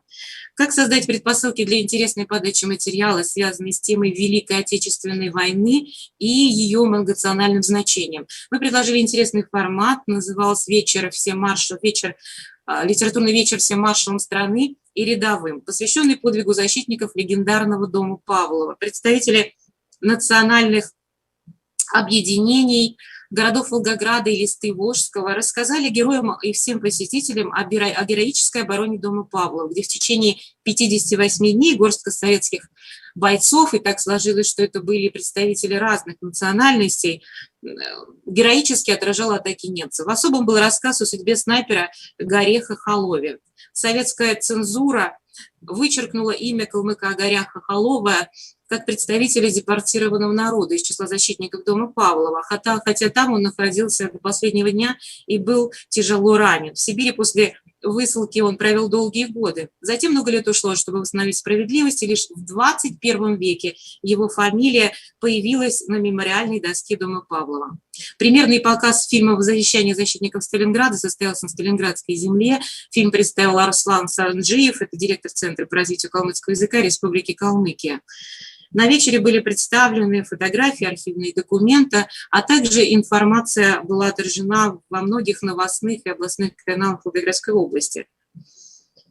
В нашем сложном мире новых форм, стилей и смыслов, казалось бы, простые понятия могут стать ярким примером настоящей межкультурной коммуникации. В канун рождественских праздников в библиотеке имени Горького был проведен караван чайных традиций и культур. Собрал представителей 12 различных национальностей. Они поведали о ритуалах подачи чая, традициях декоре чайных церемоний в различных странах. Посетители смогли не только услышать, но и отведать чашку ароматного свежеприготовленного чая.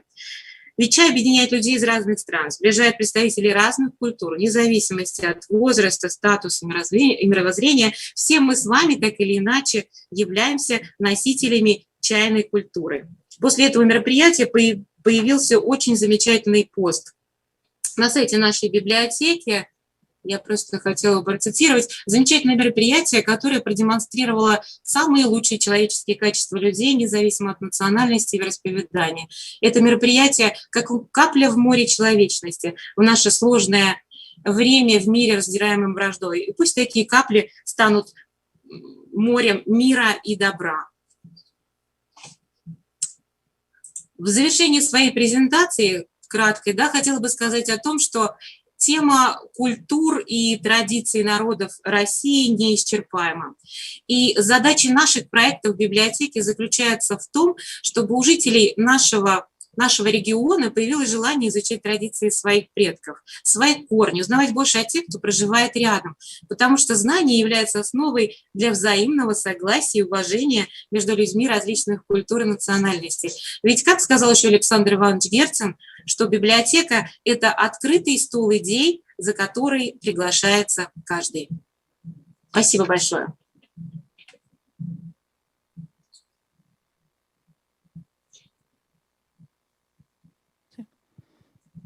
Так. Наталья Николаевна, у меня вопрос. Да, конечно. Вы говорили, что приглашаете преподавателей волонтеров, да, на языке. Да, где вы их находите? Подскажите, поделитесь опытом. Вы знаете, Школа языков народов и культуры, она стала настолько всеобъемлющим открытым мероприятием. Мы работаем в тесной связке через Комитет по делам национальностей и казачества нашей Волгоградской области. То есть так или иначе, так как библиотека – это центральная библиотека региона, все представители наших национальных объединений, очень частые гости на площадках наших библиотек. Поэтому мы, конечно, в основном работаем с теми людьми, преподаватели в качестве нашей школы языков соседей, это те, которые хорошо знают язык, имеют образование, да, или закончили какие-то курсы. То есть вот каким-то образом мы договариваемся, наверное. Я не знаю, как это получается, но самый интересный факт вот этого, скажем, такого общественного проекта в том, что эти преподаватели, члены национальных объединений или просто преподаватели, которые изучали эти национальные языки, они делают это бесплатно. И мы предлагаем эту площадку как бесплатный проект для всех тех, кто хочет изучить армянский, татарский, азербайджанский. Так как у нас очень большая польская диаспора, то очень много приходит на изучение польского языка. Вот в нашем регионе очень, скажем, сильна деятельность этой организации. То есть здесь, мне кажется, мы добились того, что идет какой-то взаимообмен очень большой. И мне очень приятно, что пока без единого финансового вложения у нас получается организовать эту школу. Спасибо большое. А есть ли статистика, какой из национальных языков более востребованный? Но вот я сказала, что по последнему году да. я приводила статистику, там мы специально мониторили объем количества запросов и количество участников. Польский язык очень популярный, потом идет армянский. Кстати, армянский очень интересно, многие люди приходят, мы проводили статистику, с какой целью приходят люди изучать эти языки, да, вот, скажем так, в отпор европейским языкам и английскому и так далее. Очень многие люди, вот те представители армянской диаспоры, которые живут уже давно в Волгоградской области, вы знаете, мы выявили, что они как-то не особо, когда они приезжают обратно, то считается не очень хорошим тоном, если ты не говоришь на армянском языке. Поэтому дети, выросшие уже здесь, в среде, скажем, российской среде, изучающие российский язык, поэтому для них очень важно, не только дети, в основном это у нас взрослый состав. Но есть ли какая-то связь, вот какая народность больше представлена у вас, те языки более востребованы или нет? Знаете, здесь много факторов. Есть вариант еще преподавателя, да, то есть личность сама преподавателя очень часто является как магнитом. Но я хочу сказать, что польский, если вы хотите по местам, да, скажем, наибольшего распространения, то есть польский, потом армянский, татарский язык очень популярен. Хотя вот в нашем регионе максимальное количество жителей, проживающих по статистике, которая была недавно сделана, это казахи. Дальше у нас второго места никто не занимает, дальше идут армяне, потом идут татары. Поэтому здесь вопрос количественности, да, участия. Не Вот он вот срабатывает, так, да. так у нас сложился, да, на самом деле, да, вот появилась у нас еще польская диаспора, азербайджанский мы преподавали очень неплохо, интересно, но тут за счет преподавателя очень интересной молодой девушки, я думаю, вот она привлекала очень большое количество людей, тоже был такой вопрос. Вот. Ну, конечно, это всегда сложно, да, поиск преподавателей мы начинаем заранее, обязательно, вот когда открываем школьный год, начиная с 1 сентября. У нас есть группы в соцсетях огромные, они очень активно, кстати, переписываются, туда выкладываются и задания. У нас есть вечера и праздники, то есть это не только вот они пришли, изучили язык, у нас огромное количество мероприятий, которые базируются на вот таких подобных курсах. Это вечера национальных поэтов, я просто об этом не сказала. Мы чествуем в том числе и за счет участников нашей школы эти проекты.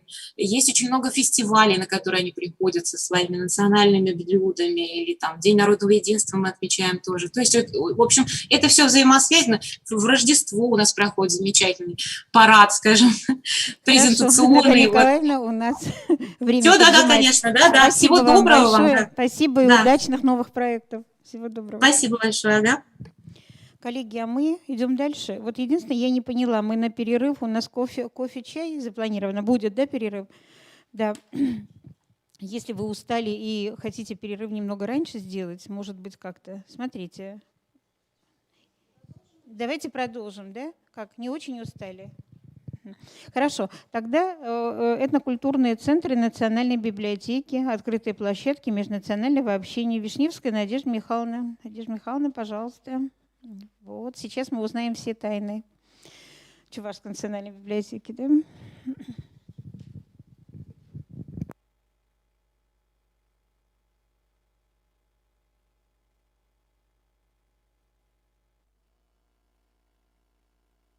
Работа этнокультурных центров Национальной библиотеки Чувашской Республики. Вы знаете, что наша республика многонациональная, у нас проживают представители более 120 национальностей. На этой статистике я не буду останавливаться. Исходя из этого, социально значимыми задачами для библиотеки являются сохранение этнических культурных традиций и самобытности народов, углубление межкультурного диалога, этнического взаимодействия и взаимопонимания. Именно поэтому в 2012 году в Национальной библиотеке Чувашской Республики был открыт зал национальных культур, деятельность которого способствует формированию уважительного отношения к истории и традициям различных этносов, сохранению и развитию как отдельных национальных культур, так и общего культурного достояния народов России. Разрабатываются проекты, программы и планы работ по поддержке культурной идентичности и этнокультурного взаимодействия. На базе зала совместно с национально-культурными общественными организациями и другими партнерами проводятся Дни национальных культур, Дни родного языка, Дни толерантности, Международный день коренных народов мира, Дни единения народов, фольклорные праздники, разнообразные культурно-просветительские мероприятия. Сформирован фонд национальной литературы на языках народов России. Это башкирский, марийский, мордовский, татарский, якутский и другие языки, и обеспечен доступ к нему. В 2016 году в Национальной библиотеке Чувашской Республики был открыт Китайский информационно-культурный центр. Следует отметить, что сотрудничество Чувашии и Китая имеет глубокие исторические корни. Чувашия – родина одного из крупнейших китаеведов XIX века Никиты Бичурина, благодаря которому люди по всему миру смогли больше узнать об истории, литературе, философии, религии, экономике, обычаях и других аспектах духовной и материальной культуры Китая. Труды Никиты Бичурина послужили делу установления связей, взаимного понимания и добрососедских отношений между народами России и Китая. В современном мире наши страны являются друг для друга стратегически важными партнерами. Двустороннее сотрудничество между государствами успешно развивается и постоянно поднимается на новый уровень. Расширению разноплановых контактов между Чувашской республикой и провинцией Аньхой в 21 веке способствовало подписание соглашения между Кабинетом министров Чувашской республики и Народным правительством провинции Аньхой Китайской Народной Республики о сотрудничестве в торгово-экономической, научно-технической и гуманитарной областях, которое состоялось в рамках заседания Совета по сотрудничеству регионов Приволжского федерального округа Российской Федерации и верхнего и среднего течения реки Янцзы Китайской Народной Республики в формате Волга-Янцзы в городе Ульяновск. Во время деловых визитов в Чувашскую республику делегации из Китая неоднократно посещали Национальную библиотеку Чувашской республики, высоко оценивая результаты реконструкции, уровень модернизации библиотеки и высказывали пожелания о взаимовыгодном сотрудничестве. Гости неоднократно отмечали, что жителям провинции Аньхой будет интересно узнать историю чувашского народа, его традиции и культуру. Такова предыстория создания центра, в открытии которого приняли участие представители правительства провинции Аньхой и Чувашской республики, директора библиотек провинции Аньхой и Национальной библиотеки Чувашской республики, творческая интеллигенция, студенты, библиотекари, журналисты. Высокий уровень делегации говорит о важности, значимости этого события для региона. В этот же день в зале государственных символов было подписано соглашение между библиотекой провинции Аньхой и Национальной библиотекой Чувашской республики. Его подписали директора библиотек. В рамках соглашения предусматривался взаимовыгодный обмен краеведческими книжными изданиями и электронными ресурсами, проведение профессиональных мероприятий и реализация совместных культурных программ. Во время открытия центра Национальная библиотека Чувашской республики получила в дар от делегации провинции Аньхой комплект удивительных бесценных книг и дисков на китайском и на русском языках. Особое внимание заслуживает подарочный комплект из 16 дисков «Очарование Аньхоя», который знакомит с нематериальным национальным культурным наследием провинции Аньхой. Уникальные диски позволяют познакомиться с древними архитектурными памятниками, известными историческими культурными центрами, народными промыслами Аньхоя, узнать о людях, внесших большой вклад в развитие культуры и искусства Аньхоя. Также гости подарили иероглиф, означающий дружбу между Россией и Китаем. Его написал директор Института каллиграфии и живописи провинции Аньхой Лю Цинлун, что значительно повышает стоимость этого подарка. Гостей познакомили с историей и современным состоянием Национальной библиотеки, показали редкие и ценные издания, хранящиеся в ее фондах. Создание китайского информационно-культурного центра – это прекрасная возможность для населения Чувашской республики ознакомиться с достижениями этой удивительной страны в области культуры, литературы и искусства. Несмотря на то, что в Чебоксарах уже открыты 2 китайских центра, в Чувашском государственном педагогическом университете имени Яковлева и в Чувашском государственном университете имени Ульянова, работа китайского информационно-культурного центра Национальной библиотеки не дублирует их деятельность, так как мы работаем со всем населением Чувашской республики, обеспечиваем свободный доступ к любому виду информации, печатному, цифровому, на русском, китайском, английском языках, проводим мероприятия для широкой аудитории. О возрастающем интересе к Китаю у жителей республики говорит востребованность мастер-классов по китайской живописи и каллиграфии, чайной церемонии, национальным боевым видам искусств, лекции о цигун-терапии, музыке и кино, дни китайской культуры. Интересно был организован День китайской культуры, в программу которого вошли мастер-класс по каллиграфии, чайная церемония, вечер памяти Брюса Ли.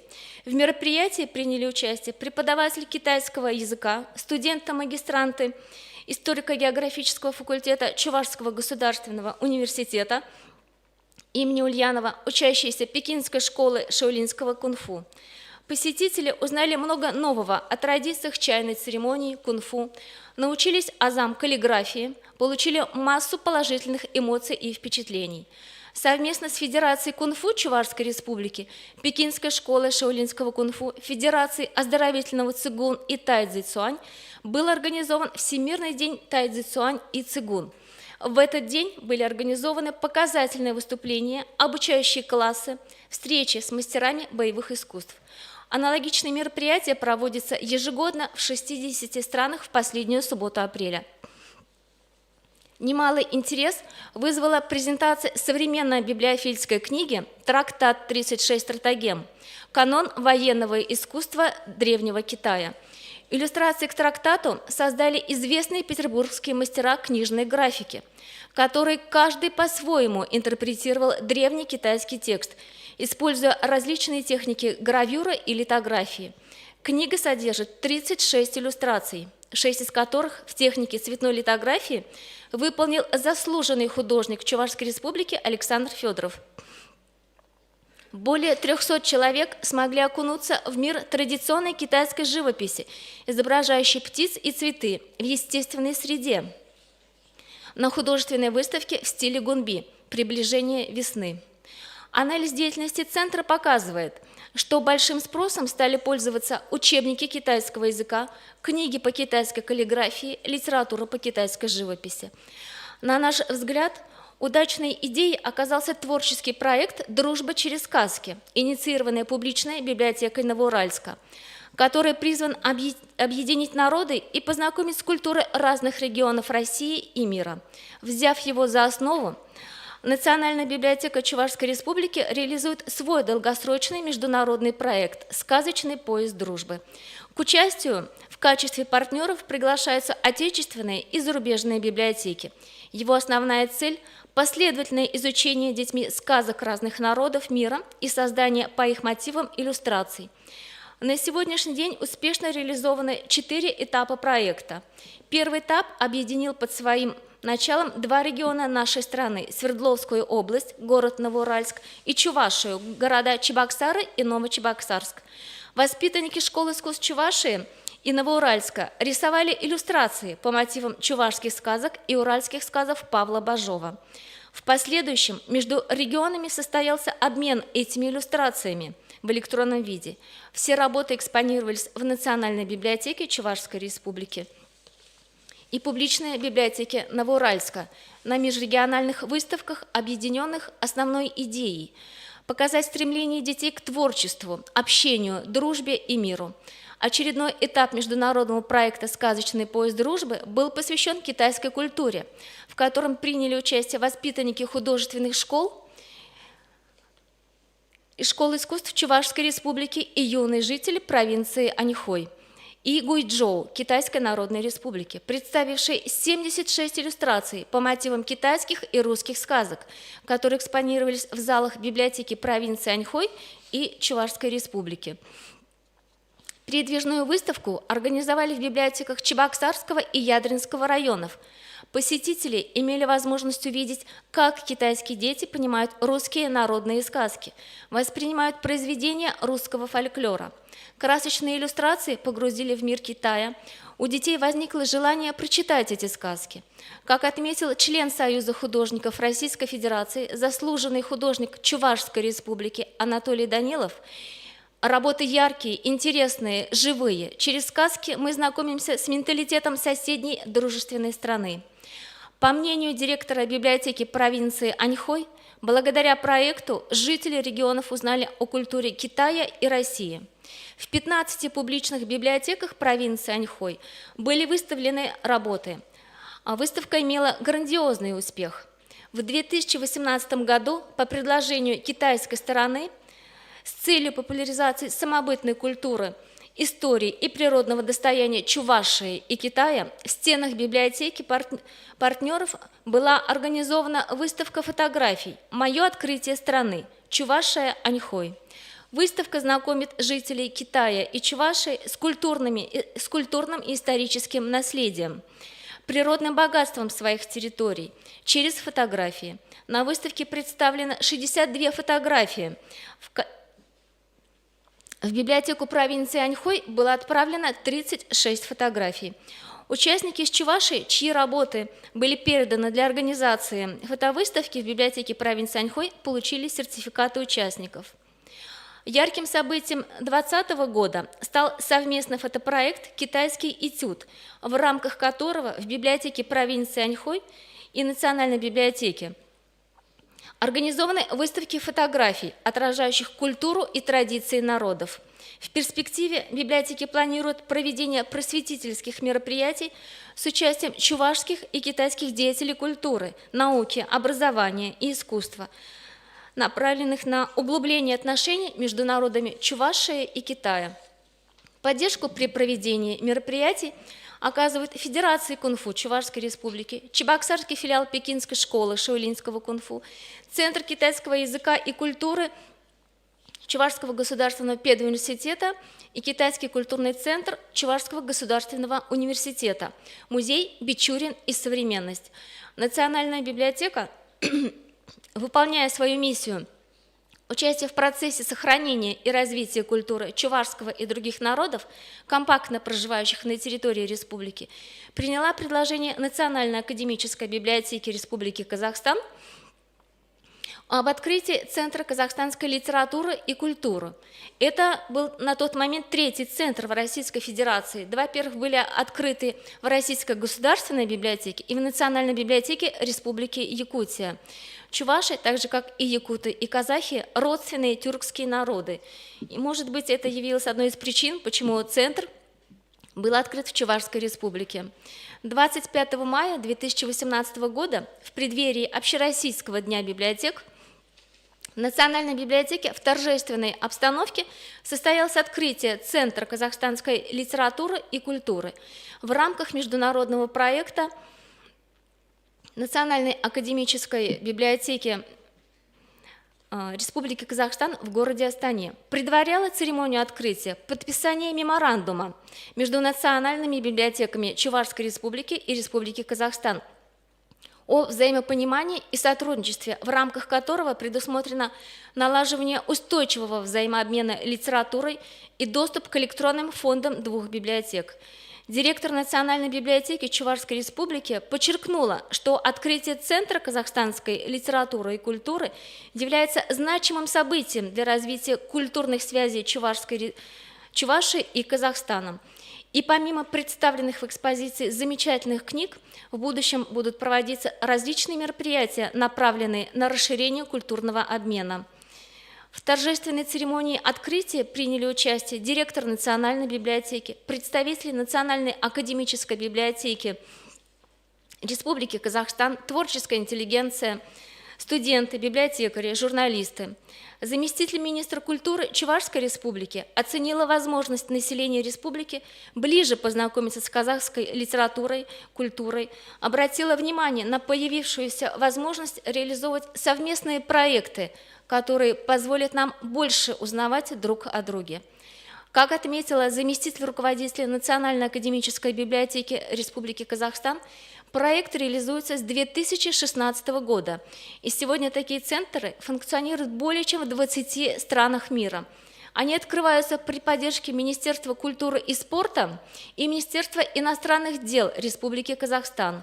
Гости из Казахстана отметила, что открытие центра – это прекрасная возможность рассказать о достижениях Казахстана, успехах экономики, политики и социальной сфере посредством литературы. Надежда Михайловна, минутка. Ага, я заканчиваю, да? По словам участников мероприятия, общность культуры, языка и исторических корней народов Казахстана и Чувашии предполагает тесную связь между братскими республиками, поэтому открытие центра – это прекрасная возможность для оказания поддержки и развития культурного сотрудничества между нашими республиками.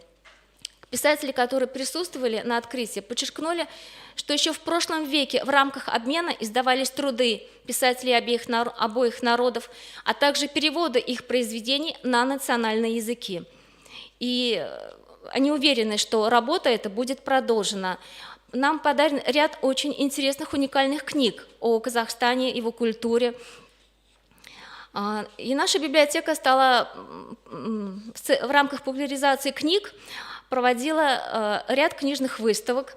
Для детей была подготовлена программа летних чтений, и очередной этап сказочного пояса дружбы также был посвящен казахским сказкам, которые также экспонировались как в Национальной библиотеке Чувашской Республики, так и в Национальной библиотеке Республики Казахстан. Завершая, хочу сказать, что перед Национальной библиотекой стоит задача по популяризации казахстанской литературы и культуры, ознакомлению с традициями, обычаями, укладом казахского народа, его современным развитием. И можно сделать вывод, что деятельность созданных центров объединяет возможность библиотек других социальных институтов в решении вопросов популяризации и развития национальных культур, будет способствовать развитию межнационального, межкультурного взаимодействия между нашими народами и станет отправной точкой для профессионального сотрудничества.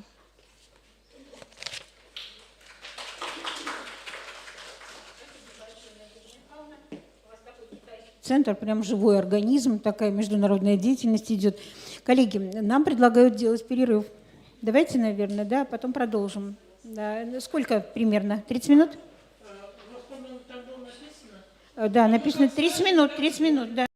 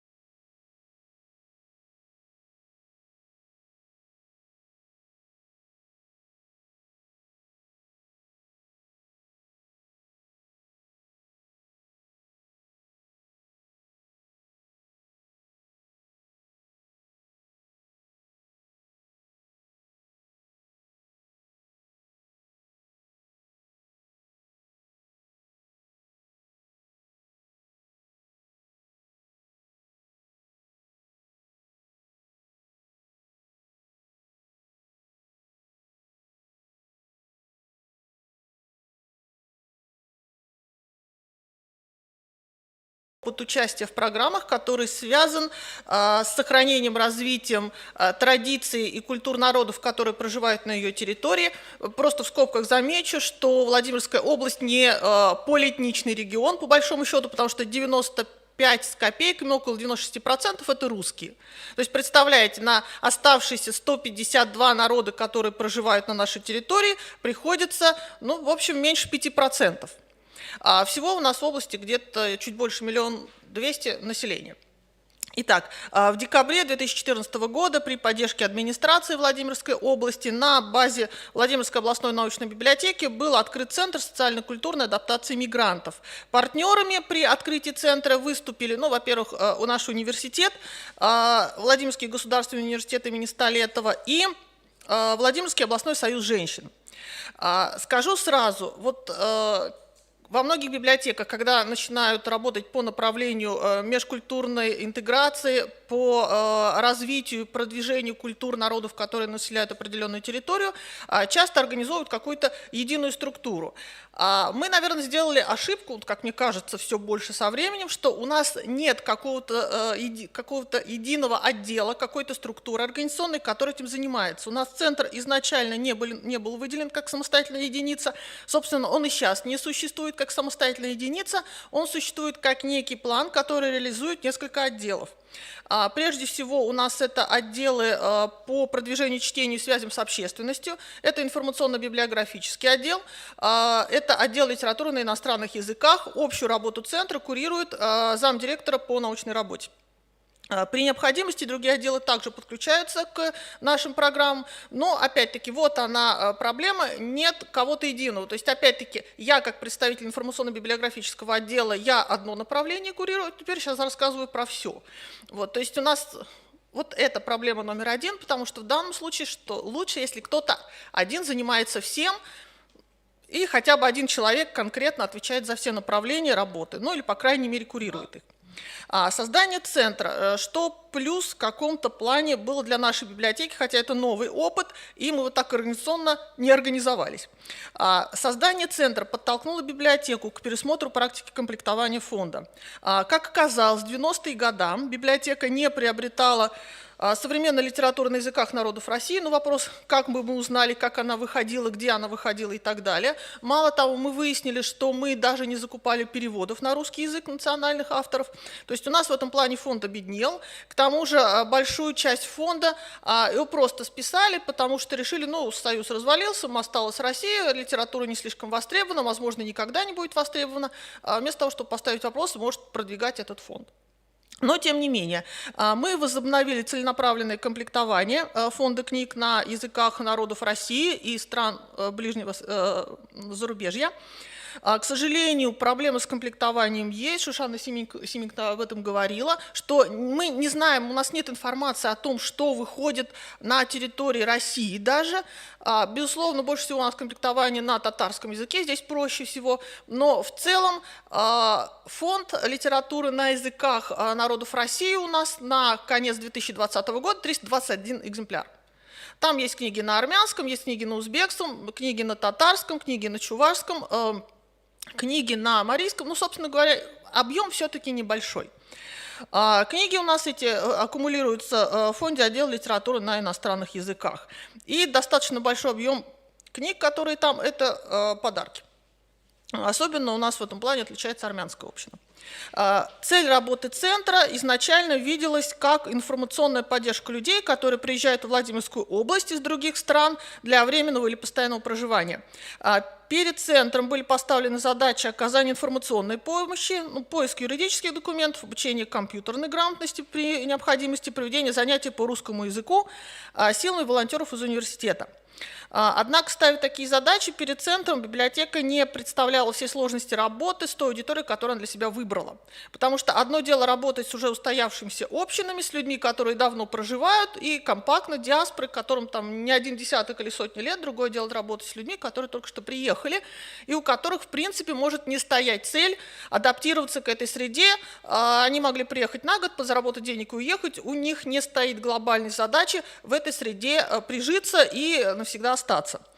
Но, тем не менее, с помощью добровольцев из университета проводили занятия по русскому языку, кстати сказать, достаточно проблемно, особенно сейчас, потому что те же преподаватели русского языка как иностранного, с какой стати, сложно привлечь. То есть зачем им добровольцами у нас преподавать русский язык как иностранный, приехавшим мигрантам для сдачи экзамена, если они, например, в миграционном центре, который у нас есть, могут это делать за деньги. То есть вопрос такой чисто коммерческий. Тем не менее, силами сотрудников библиографического отдела, на базе которого работает ПЦПИ, оказывается помощь в поиске информации, проводились занятия по компьютерной грамотности, выдавались различные справки историко-правового характера. Я почему говорю историко-правового? Когда Крым присоединили к России, то у нас начались проблемы с взаимоотношениями с Украиной, был поток большой мигрантов с Украины, и они в том числе восстанавливали, и приобретали там вид на жительство или гражданство России. Им почему-то наши паспортно-визовые службы задавали вопрос, а как назывался ваш населенный пункт когда-то давным-давно, а не так, как он у вас в украинских документах. Нам приходилось проводить изыскание, как этот пункт населенный, где они жили, где у них там прописка или что-то еще, назывался чуть ли не в 60-х годах. Нас это, конечно, удивило, но, тем не менее, вот такой поток был документов.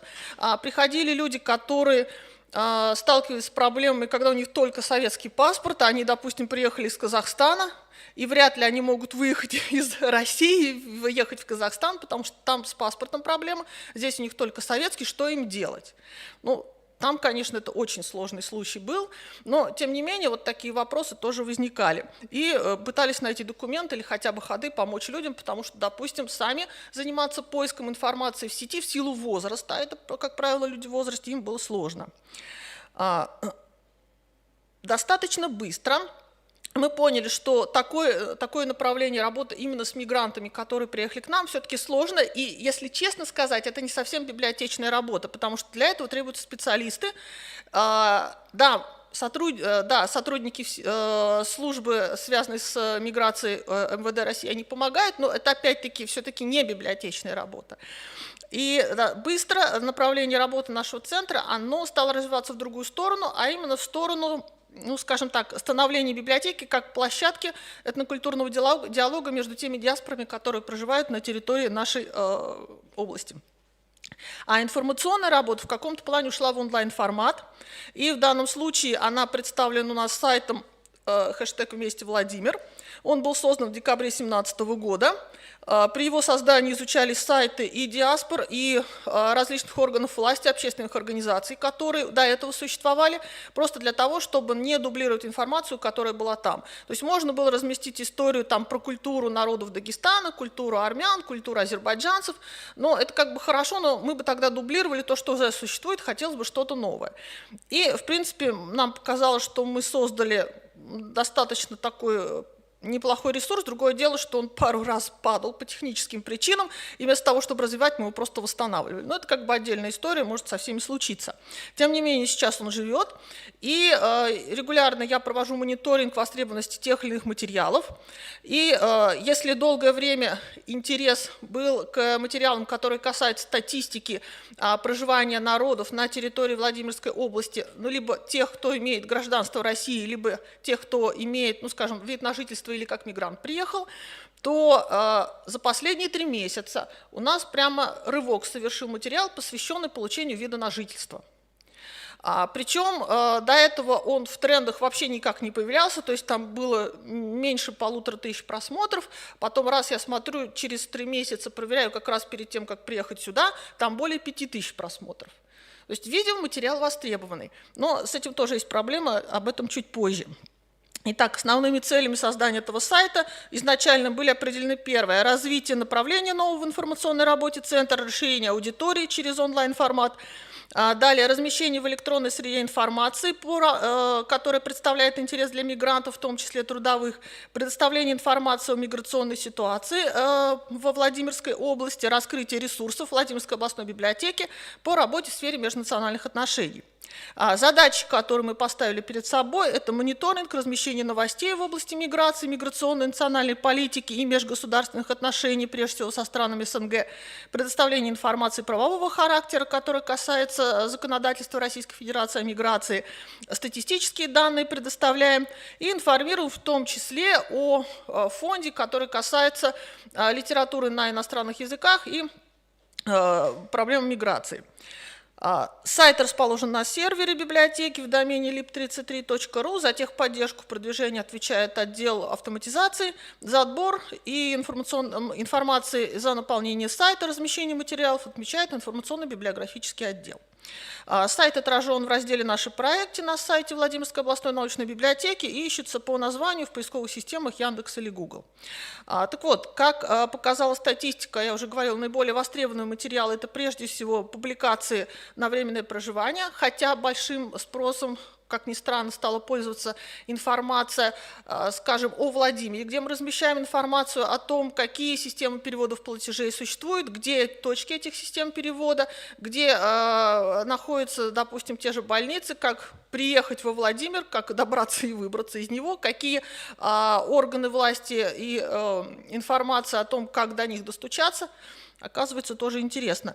И большой интерес проявили люди к таким материалам, ну, наверное, это, может быть, представители сами диаспор, к информациям статистическим о евреях и езидах. Все на букву Е получились. Вот. И дагестанцы. Вот. То есть больше всего интереса проявили именно к этим материалам. Материалы сайта рекомендуются для изучения посетителям Владимирского филиала ВГУП паспортно-визовый сервис МВД России. Самая большая проблема ресурса. То есть, несмотря на такую большую посещаемость, а там действительно у нас один из самых посещаемых ресурсов Владимирской областной библиотеки, могло бы быть и больше. В чем проблема? Я думаю, вы догадались, сайт на русском языке. То есть, если бы мы нашли переводчика, а переводчика мы уже долго не можем найти, кто согласился бы перевести этот материал, и кто хотя бы перевел самый большой справочный материал, который пользуется наибольшим интересом, и который, что меня радует, разработали мы, сотрудники библиотеки, а не просто перепостили откуда-то, то, к сожалению, мы не можем найти человека, который бы нам перевел все это адекватно, правильно на, допустим, узбекский, таджикский, армянский, киргизский и так далее языки. Вот это большая проблема, потому что если бы перевод был, я думаю, посещаемость была бы больше. Вот. Была у нас одно время проблема поиска сайта через поисковую систему, но теперь ее, к счастью, наши сотрудники отдела автоматизации решили. Так как направление деятельности центра не только информационное, но и социально-культурное, то, как я говорила, библиотеку постарались превратить в площадку для межкультурного диалога между населением города, диаспорой, местом, где жители могут узнать о своих иноэтничных соседях, и о национальной диаспоре о себе могут рассказать. И вот эта цель в какой-то момент стала приоритетной. Ну, как и информационная работа, социально-культурное направление деятельности центра, она также идет в русле в целом работы любой библиотеки, потому что мы тоже занимаемся информационной работой и социально-культурной деятельностью. Практически с первых шагов центр включился в реализацию областных программ, которые направлены на проведение государственной национальной политики в рамках Владимирской области. И, как я уже сказала, с 2014 по 2020 год центр проводил масштабные мероприятия с представителями национальных диаспор и реализовывал культурно-просветительские проекты. И вот просто вкратце немножко об этих проектах. Сразу видите, кто активно принимал участие из диаспор, которые проживают на территории нашей области. Ну и, я бы сказала, произошла смена лидера. Немножко о национальных диаспорах и об организациях.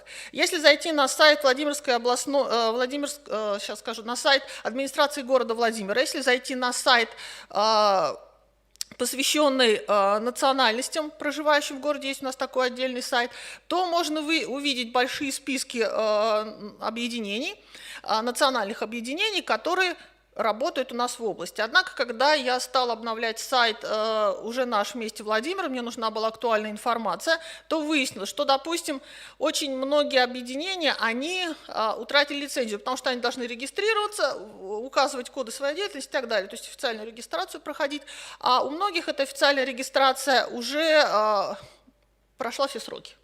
Мало того, там много раз поменялись руководители этих организаций, поменялись юридические адреса, и все эти смены ни разу не отразились на всех официальных сайтах.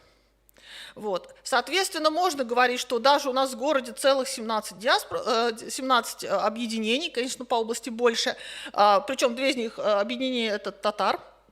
Но они, кстати, активно работают, и с ними-то проблем нет. И вот в чем тоже особенность. Те, кто активно участвует, например, и работают с нами вместе над какими-то проектами, вот у них с регистрацией проблем нет. А вот с остальными уже возникают некие вопросы. Итак, одним из первых проектов, который был реализован центром, это проект общественной организации Владимирский областной союз женщин по созданию парка национальных культур. Ну, скажу сразу, проект не сразу удался, но, повторяю, он не наш, мы участвовали как, что называется, сторонняя сторона, свое дело мы сделали. Что в результате этого проекта мы получили? Если вы придете и были у нас в библиотеке, вы можете увидеть, что перед библиотекой установлен памятник, памятный знак, как раз единству национальных культур, которые проживают на территории Владимирской области, в виде книги, где на 14 языках народов, это не все народы, проживающие у нас, это кого мы смогли найти и кто нам перевел эту фразу, где на языках народов, которые проживают на территории Владимирской области, выбита фраза «где единение, там победа», русский, азербайджанский, армянский, грузинский, аварский, езидский, иврит и так далее. Следующий проект – это марафон национальных культур «Открытые окна». Он был проведен совместно с общественной организацией «Общественный культурный центр Дагестан» и Владимирской областной библиотекой для детей и молодежи. То есть 3 организации участвовали в реализации проекта. Ну и, как практически у всех библиотек, прошли различные встречи, концерты, театрализованные представления, запустили литературный троллейбус по маршруту города и прошли поэтические марафоны. В проекте участвовали активно представители дагестанской, армянской и татарской национальных общин. Еще один проект, который был реализован совместно с общественным культурным центром Дагестан, это межрегиональный фестиваль литературы народов России. И если говорить о последнем, что было сделано в 2020 году, совместно с Союзом краеведов Владимирской области был реализован проект «Чтобы память на земле не умирала». Идея была такая, что познакомить жителей города и области с вкладом в победу, который внесли представители разных национальностей, проживающих на территории СССР и Владимирской области в частности, и знакомство с творчеством поэтов, входивших в состав СССР и писавших о войне. Вот. То есть формы работы, которые мы использовали при реализации данных проектов, по большому счету традиционные для библиотек. Выставки, встречи, праздники, литературные вечера. То есть все это мы с вами умеем организовывать, вопрос только в тематике и как бы аудитории, с которой работаем. Мы использовали эти формы, в том числе для продвижения собственных фондов, организовывали книжно-иллюстративные выставки, которые знакомили с изданиями, раскрывающими историю, культуру народов России, ближнего зарубежья, которые проживают на нашей территории. У нас прошли выставки о Белоруссии, Грузии, Узбекистане, Туркменистане, Чечне, Дагестане. У нас проходили выставки картин. Например, художники выезжали на пленэр в Грузию и писали, у нас была выставка работ, посвященная восприятию Грузии нашими художниками, которые там побывали. У нас была выставка армянской художницы, молодой, она совершенно неизвестная, просто вот у нее есть картины, ей захотелось их выставить, мы, естественно, предоставили такую возможность. Вот у нас была выставка картин этой художницы. То есть, например, были комплексные мероприятия, тоже с представителями диаспор. Ну, например, у нас была экспозиция «Хачкар», которую помог организовать армянский культурный центр города. Соответственно, и к этому была приурочена презентация, рассказ о том, что такое хачкары, какова их история. Были выступления национальных армянских коллективов. Угу. И что здесь можно определить? Во-первых, выявились диаспоры, которые наиболее активно участвуют в проекте, и выявились те, кому эти проекты не особо интересны в силу различных обстоятельств. Как правило, активно участвуют те, кто давно живет на территории Владимирской области, и для кого это, по сути, регион стал родным, но которые все равно чувствуют, что надо как-то раскрыть себя больше для жителей области. Во-вторых, проекты библиотеки показали, что и традиционными формами можно вовлекать молодежь в работу и в продвижение своей национальной культуры. Главное задать направление и дать какую-то творческую идею, потому что большую часть того, что делалось, ну, скажем, если договаривались уже старшие товарищи, то основную часть выполняла, естественно, молодежь. Привлекали Институт искусств и художественного образования в ЛГУ студентов, музыкантов детского ансамбля, например, армянской музыки «Арцах», участников детских языковых курсов областной библиотеки для детей и молодежи. Ну и, наконец, традиционно общины, как я сказала, охотнее идут на контакт, и библиотека в итоге заработала репутацию партнера для проекта в сфере продвижения национальных культур. То есть к нам обращаются как к информационному центру и площадке, которые способны объединить участие нескольких диаспор. То есть, открывая центр в библиотеке культурно-социальной адаптации, либо какой-то еще наподобие нашего, вы должны учитывать, что библиотека будет сталкиваться, ну, во-первых, с различными барьерами в виде замкнутости общин и слабой заинтересованности некоторых их лидеров или представителей, в проблемах в привлечении молодежи к реализации своих проектов, особенно если это не строем и не хором, а вот что называется в свободном виде, конкуренция со стороны других общественных и государственных учреждений, которые работают в этом направлении. Ну и насколько удачно библиотека сможет это решить, то зависит и полезность деятельности этих центров. У меня все, спасибо. Спасибо огромное.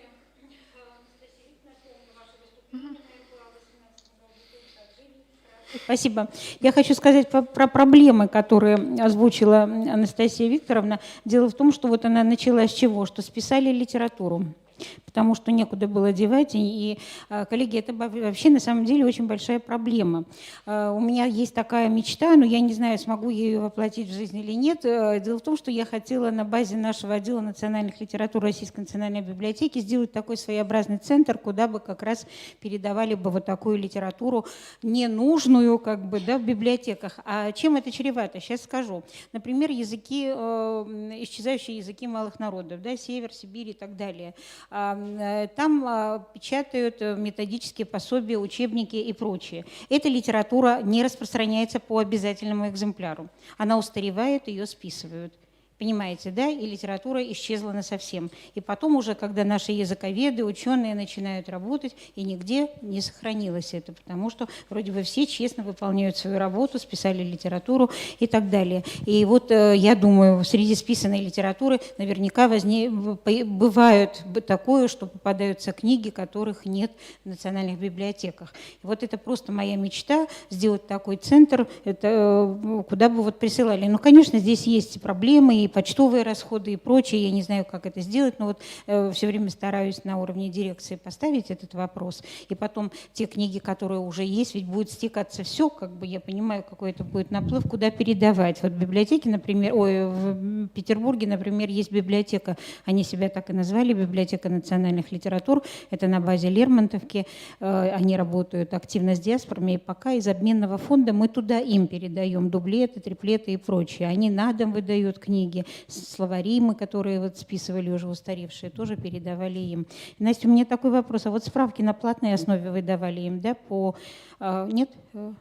Потому что у нас тоже очень большой наплыв. Дело в том, что когда развалился Союз, переименования же пошли по всем районам, да, и это мой отдел на себе просто испытал вот этот вот весь поток народу. И сейчас иностранцам или народам национальным нашим дана как бы такой вот промежуточный период до 15 июля. Им нужно выехать или определиться, остаются или нет. И опять вот этот вот всплеск пошел. Хорошо, спасибо большое. А мы двигаемся дальше, если нет вопросов к Анастасии.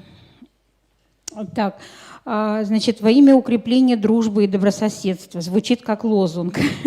Елена Юрьевна, пожалуйста, Брянская областная научная универсальная библиотека имени Тютчева. Брянская область имеет уникальное геополитическое положение. На западе она граничит с Белоруссией, а на юге с Украиной, что и легло в основу установления исторических, экономических, культурных связей с этими странами. 1972 год стал точкой отсчета в развитии профессионального взаимодействия библиотек Брянщины и библиотек Украины и Беларуси. Главными темами при определении направлений сотрудничества, положенных в основу межкультурной коммуникации, стали сохранение и развитие общего информационного пространства, работа библиотек в мультикультурном пространстве, роль библиотек в формировании ценностей поликультурного общества среди молодежи и поддержка гуманитарной и просветительской миссии библиотек в условиях развития информационного общества. В связи с событиями 2014 года сотрудничество библиотек Украины и библиотек Брянской области, к сожалению, остановилось. Но, несмотря на это, накопленный за годы взаимодействия опыт межкультурной и межнациональной коммуникации для нас по-прежнему очень ценен и важен. События на Украине положили начало развитию с 2015 года партнерских отношений Брянской областной библиотеки и библиотек Брянщины с библиотеками Донецкой и Луганской народных республик. За относительно небольшой период времени состоялись визиты по обмену опытом, были проведены круглые столы, конференции, семинары как на Брянской земле, так и на территории народных республик. При определении направлений взаимосотрудничества библиотеками-партнерами особый акцент был сделан на работу с подрастающим поколением и вовлечением в совместные мероприятия представителей детской, подростковой и молодежной аудитории. Для наглядности несколько мероприятий, в основу которых положены воспитание чувств патриотизма и сопричастности к истории и культуре своей страны. Но это из последних мероприятий. Так, в 2020 году, вот видите на слайде, в режиме онлайн Брянская областной детская библиотека, являющаяся филиалом Брянской областной научной библиотеки, был проведен телемост, в ходе которого ребята представили друг другу видеоролики, в которых рассказали о достопримечательностях и знаменитых людях своего края. Ролики представлены на сайте Брянской областной детской библиотеки, их можно посмотреть, вот если пройти по ссылке. Масштабно также прошла всероссийская общественно-патриотическая акция «Самолетик Победы», в которой приняли участие около 500 человек в возрасте до 70 лет, и активными участниками стали ребята из Луганской Народной Республики. Сотрудничеству библиотек Брянщины и библиотек Беларуси уже почти 50 лет. Брянской областной научной библиотеке принадлежит ключевая роль в осуществлении системных действий по развитию приграничного межкультурного взаимодействия. Деятельность осуществляется на основе подписанных соглашений о сотрудничестве с Могилевской областной библиотекой имени Ленина, Республиканской научно-технической библиотекой Республики Беларусь, Гомельской областной библиотекой. В 2019 году было подписано соглашение Брянской областной библиотеки с библиотеками-участниками межгосударственного сводного каталога Брянск, Гомель, Донецк, Луганск. В настоящее время взаимодействие библиотек Гомельской и Брянской областей проходит в рамках реализации перспективного плана сотрудничества на 2019-2021 годы. И на конец июня запланирована встреча по обсуждению и утверждению плана мероприятий до 2025 года. Традиционно при граничном сотрудничестве принимают участие библиотеки разного уровня – областные, городские, районные, филиалы централизованных библиотечных систем. В перспективном плане предполагается не только проведение традиционных профессиональных встреч, но активное использование возможностей виртуального пространства, организация виртуальных выставок, проведение виртуальных экскурсий, создание тематических электронных ресурсов, проведение мероприятий с вовлечением читательской аудитории. Примеры мероприятий в дистанционном режиме с участием молодежи также можно видеть на слайде, просто, к сожалению, ограниченное время, и у нас еще есть другое выступление от Брянской областной библиотеки, которое в стендовом докладе, поэтому там более подробно рассказано о работе с молодежной аудиторией. Подробное детальное отражение работы библиотек Брянщины в направлении развития профессионального приграничного сотрудничества отражается в разделе «Библиотека. Центр диалога культур» на сайте Брянской областной библиотеки. Итогом сотрудничества стало создание электронных ресурсов межгосударственного значения. Так, например, начиная с 2002 года в результате совместной договоренности с библиотеками приграничья на сайте Брянской областной библиотеки Тютчева ведется база данных «Живая вода дружбы», где размещена информация из 46 белорусских, российских, украинских периодических изданий. Публикации представлены на 3 языках – русском, белорусском, украинском. К сожалению, с 2014 года указатель пополняется публикациями только на русском и белорусском языках. В 2019 году, как я уже сказала, создан межгосударственный сводный каталог Брянск, Гомель, Донецк, Луганск. На сервере межгосударственного сводного каталога размещены электронные ресурсы 44 библиотек разного уровня. Современный мир стремительно изменяется и становится цифровым обществом, постепенно превращаясь в единое информационно-культурное пространство. Роль библиотек в этом процессе очень высока, так как, являясь информационными центрами, именно библиотеки выступают очагами межкультурной коммуникации.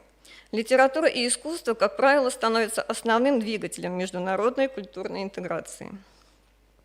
В качестве реального примера межкультурного взаимодействия библиотек приграничных государств хочу остановиться на следующем событии. В 2019 год был объявлен годом книги в странах СНГ и годом театра в России. Наверное, далеко не случайно, именно в этом году на Брянщине в рамках 24-го международного фестиваля «Славянские театральные встречи» впервые в городе Брянске проводился книжный фестиваль «Красная площадь-2». Знаковым событием для нашей библиотеки стало активное участие на площадках фестиваля Гомельской областной универсальной библиотеки имени Ленина. Гомельскими коллегами, гостям и участникам фестиваля были представлены следующие проекты. Выставочный фотопроект «Книжные люди», представляющий собой галерею художественных портретов, в которых гомельские библиотекари, используя театральные костюмы, воплотили образы героев книг и известных исторических персонажей. Также был представлен проект «Рукотворные книги», то есть коллекция самодельных и рукописных книг, изготовленных читателями Гомельской областной библиотеки в различных техниках. А также была представлена театральная постановка Народного любительского театра «Грачи», действующего при Гомельской областной библиотеке с 1999 года. Актерами этого театра являются сотрудники библиотеки. Выставочные экспозиции вызвали большой интерес у наших читателей и вдохновили сотрудников Брянской областной библиотеки на проведение аналогичных мастер-классов на создание книги своими руками. Выступление Народного театра «Грачи» стало настоящим подарком для нас и наших читателей. Брянским зрителям был показан спектакль «Неслучайные встречи», сцены из романа Анна Каренина «Фантазии интеллигентных людей».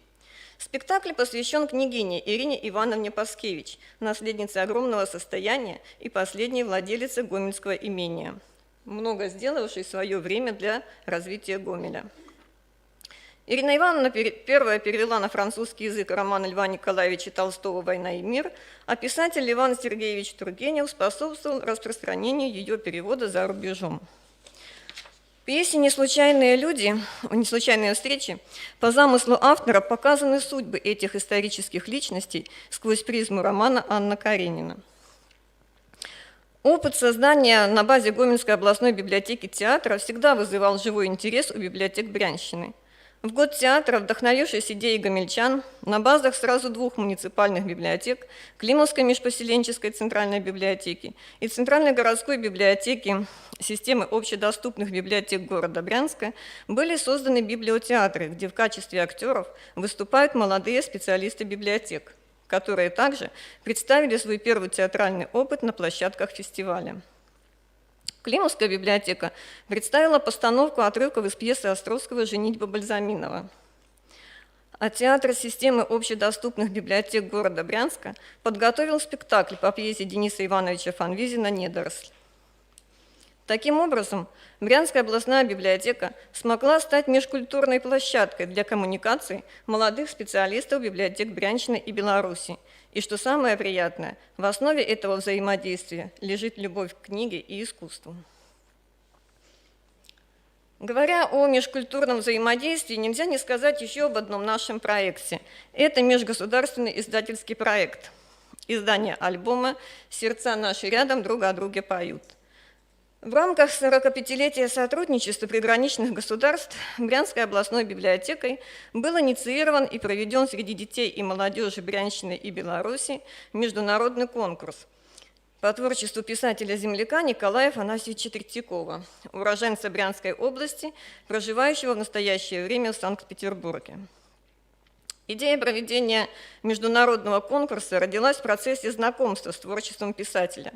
Оказалось, что у таланта Николая Третьякова много поклонников в Беларуси, и к тому же он частый гость на белорусской земле, и часть его произведений посвящена единению славянских народов, то есть это как бы одна из ключевых тем его творчества.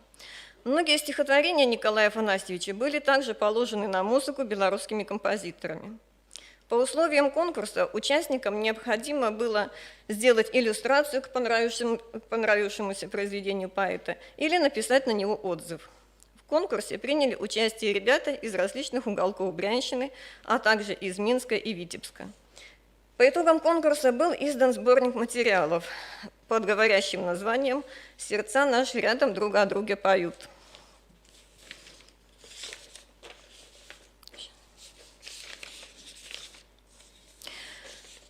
Говорящее название – это строка из стихотворения Николая Третьякова, посвященного России и Беларуси, в котором поэтом подчеркивается многолетняя дружба двух славянских народов. Альбом представляет собой яркое красочное издание, содержащее стихи писателя, сопровождающиеся иллюстрациями и отзывами участников конкурса. В отношении укрепления международных связей издание имеет огромное значение. Его можно рассматривать как образец успешного опыта межгосударственного культурного взаимодействия учреждений различной ведомственной принадлежности. В альбоме объединена работа не только библиотек, но и высших и средних профессиональных учебных заведений, школ, детских садов, детских школ искусств и других учреждений дополнительного образования Брянщины и Беларуси. Пандемия 2020 года внесла в работу библиотек свои коррективы, но, конечно же, не могло не сказаться на развитии межгосударственного взаимодействия библиотек Брянской области и библиотек Белоруссии, Донецка и Луганска. На место офлайн-встреч, наполненных живым общением, пришли онлайн-форматы мероприятий. Несмотря на определенные сложности так называемой трансформации и перехода в цифровой формат, сейчас можно смело говорить о том, что есть и положительные моменты произошедшей ситуации. Совершенно очевидно, что благодаря информационным технологиям, позволяющим проводить мероприятия в удаленном режиме, увеличилось количество участников профессиональных мероприятий, расширилась география библиотечных представительств. И, что немаловажно, библиотеки получили уникальную возможность проводить мероприятия с читателями библиотек-партнеров и, в первую очередь, с представителями молодежной среды, что говорит о переходе на новый уровень коммуникации при формировании ценностей поликультурного общества в молодежной среде. Подводя итог, хочется отметить, что библиотеки Брянщины на правах социально-культурных институтов территории продолжают решать задачи, связанные с организацией межкультурных коммуникаций, и участвуют в создании пояса добрососедства и развитии конструктивного межгосударственного диалога. Спасибо.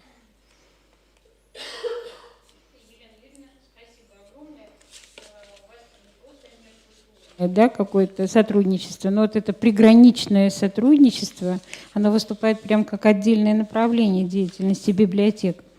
Происходит такое сохранение своеобразного общекультурного пространства. Коллеги, вопросы к Елене Юрьевне, пожалуйста. Сегодня никто не хочет говорить, никто не хочет мне помочь. Спасибо огромное, Елена Юрьевна. А мы тогда двигаемся дальше. Юлия Павловна Шейдина здесь у нас, да? Угу. Пожалуйста. Организация межкультурных коммуникаций в детской библиотеке. Детская библиотека Центральной системы детских библиотек городского округа Самара. Пожалуйста, Юлия Павловна. Важнейшей проблемой на современном этапе развития библиотек является создание условий для ценностного воспитания молодежи. Поликультурная среда библиотеки должна, с одной стороны, содействовать тому, чтобы юные читатели осознали свои корни и тем самым определили свое место в современном мире, а с другой стороны, прививать им понимание и уважение к другим культурам, тем самым формируя нравственность. Социальный эффект, получаемый обществом от различных инновационных библиотечных акций, меняет стереотипы отношений между библиотекой и обществом. Многообразие направлений участия детской библиотеки в общественной жизни, разнообразие потребностей в ее услугах создают условия для успешного позиционирования в среде различных социальных институтов, сообществ людей и отдельных пользователей информации. Популярность детской библиотеки сегодня определяется степенью ее активности, участие конкретной библиотеки в общественной жизни своего города, своего района, в своей улице. Социальное партнерство в деятельности детской библиотеки народов Поволжья является одним из важнейших направлений в работе. Такое сотрудничество с партнерами помогает сделать ярче мероприятия, качественнее удовлетворить потребности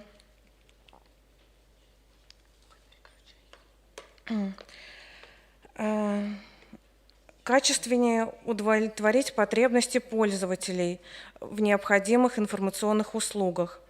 Детская библиотека, как центр национального общения, формирующего основу толерантности, собирает в своих стенах представителей различных национальностей. Сотрудничество с Домом дружбы народов, с этнографическим отделом Краеведческого музея Петра Алабина, Самарским региональным центром немецкой культуры «Хофнунг», «Надежда», Самарским центром русской традиционной культуры связывают детскую библиотеку. Примером успешного сотрудничества могут служить библиотечные мероприятия и акции, проведенные за последние годы.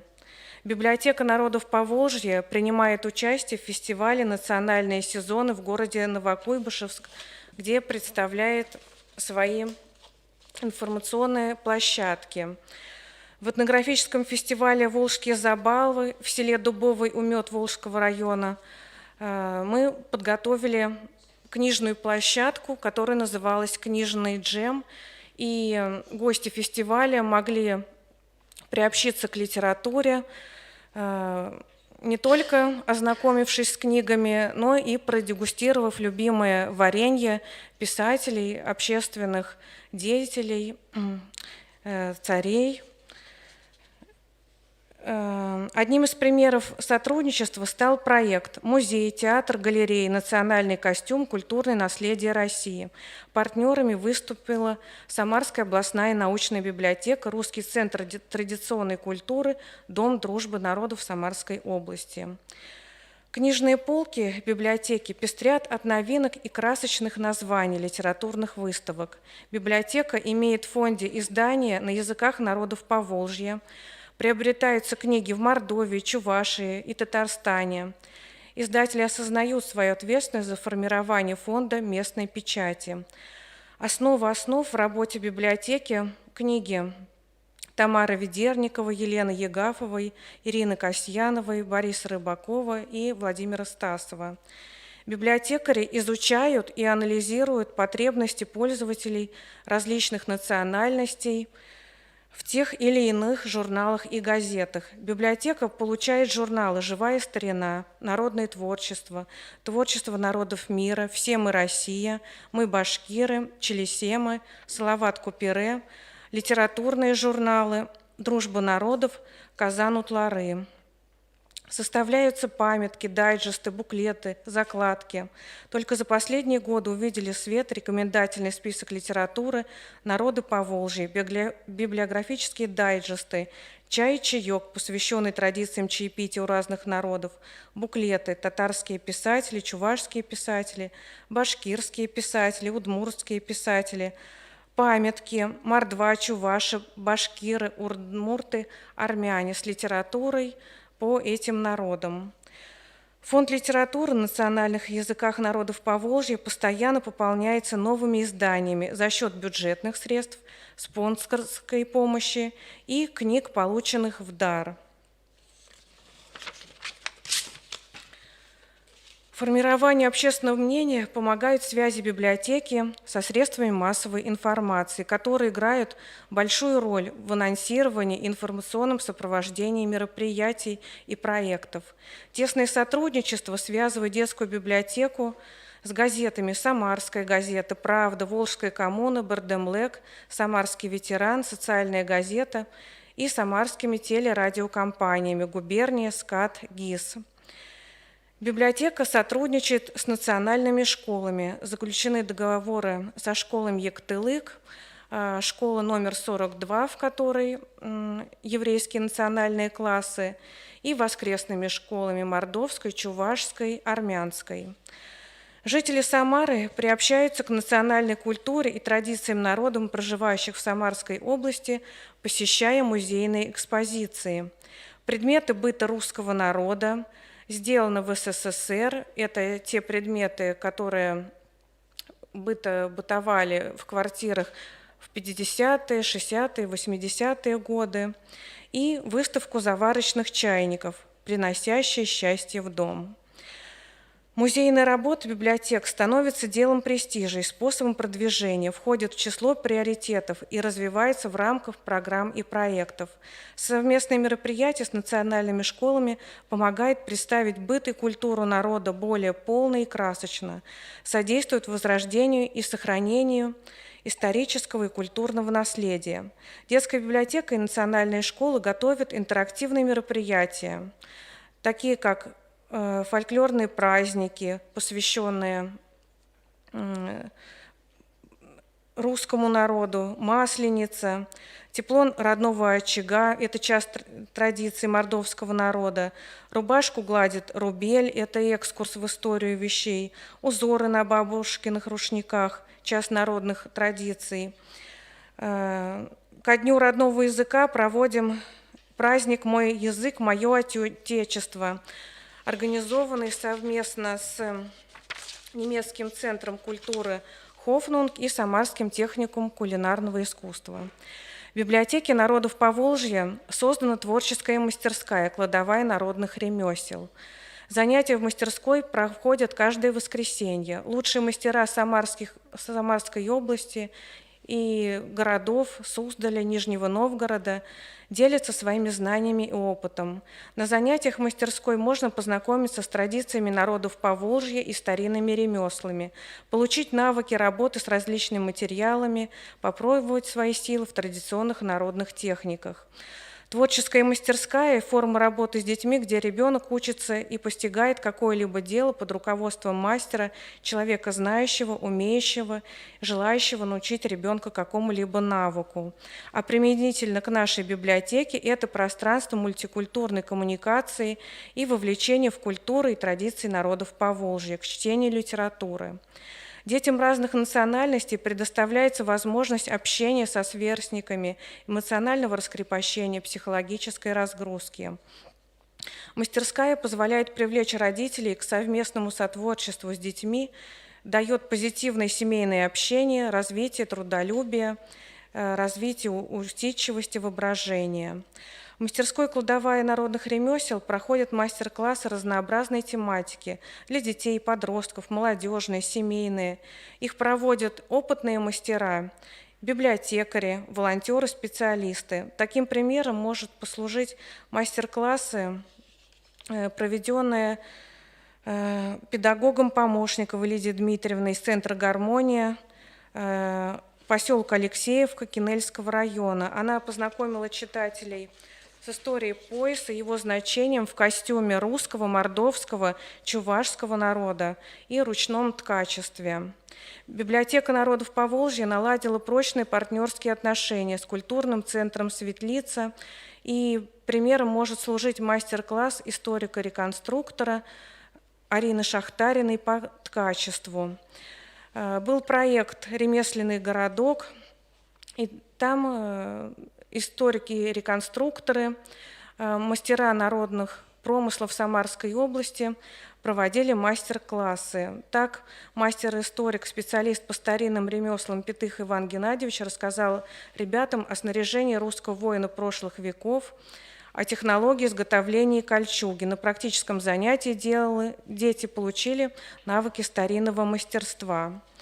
Опытный педагог и мастер по плетению с бересты Малышок Алексей интересно и доступно делился историей и секретами этого старинного ремесла. Участники мастер-класса сами попробовали написать с помощью острого предмета текст на бересте. Сотрудники библиотеков народов Поволжья участвуют в областных образовательных семинарах в системе дополнительного образования, организованных Министерством образования Самарской области, Агентством социокультурных технологий, обучаются на лекциях, мастер-классах в Самарском областном историко-краеведческом музее, принимают участие в межрегиональной выставке изделия мастеров декоративно-прикладного творчества и традиционных ремесел «Рождественские узоры Поволжья». Участвуют в мастер-классах лучших мастеров декоративно-прикладного искусства. Татьяна Дейс, мастер народных художественных ремесел и промыслов, провела мастер-класс по раскрою и сборке повойники старинного русского женского головного убора. Вышивальщица, заслуженный работник культуры Республики Мордовия Алешкина Татьяна Анатольевна научила вышивать традиционный мордовский узор. Зинаида Александрова, мастер марийской вышивки, научила изготавливать марийскую куколку и научила марийской вышивке. Член Творческого союза художников России, этнограф Альбина Нурудинова провела мастер-класс по традиционной татарской кукле и лекцию по татарским традициям. Все знания, полученные на мастер-классах, используются для обучения детей. В рамках месячника мордовской культуры состоялся мастер-класс «Мордовская кукла. Оберег Тикше». Познакомили с обрядовыми традициями мордвы, красотой мордовского традиционного костюма. Дети внимательно слушали и обсуждали сказку «Чучело в перьях», которая рассказывает о мордовском костюме.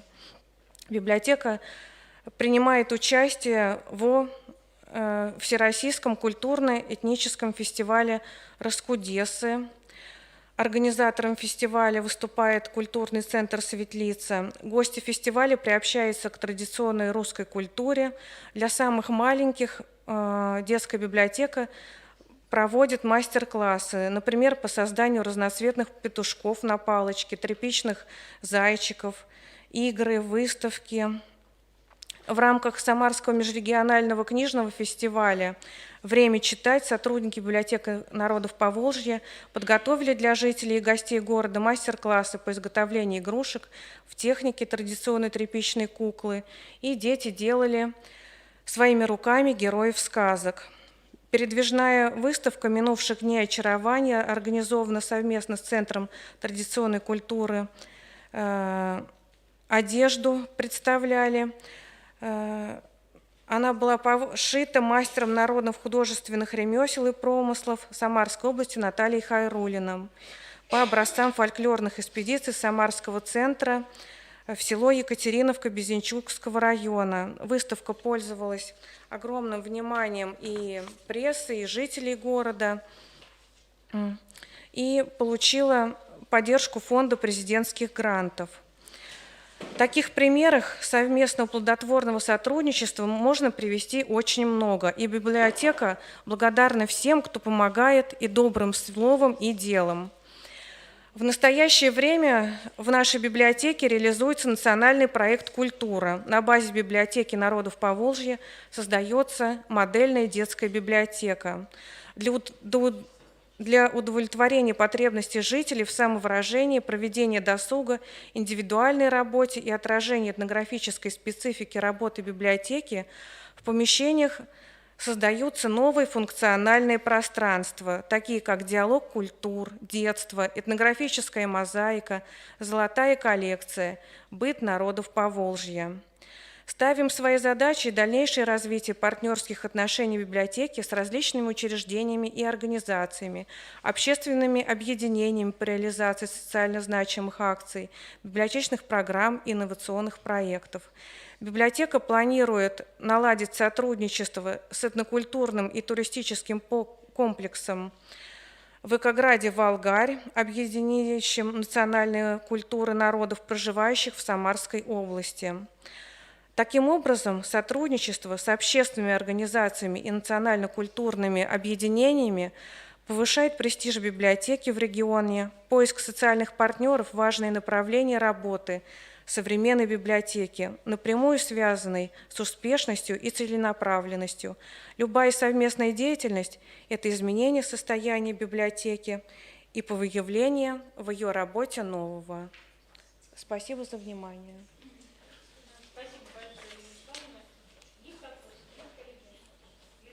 Хотела спросить, ваша библиотека не модельная, да? У нас она будет, мы проект подали, уже ведется ремонт, и мы в сентябре откроемся как модельная библиотека. А вообще в вашей централизованной системе уже есть модельные библиотеки? Центральная городская детская библиотека. А вот вы как-то, централизованная система, между собой как-то контактируете, общаетесь? Я имею в виду, вот мероприятия какие-то общие бывают, нет? Да, бывает. У нас и с областной библиотекой, и внутри системы тоже много мероприятий библиотечных.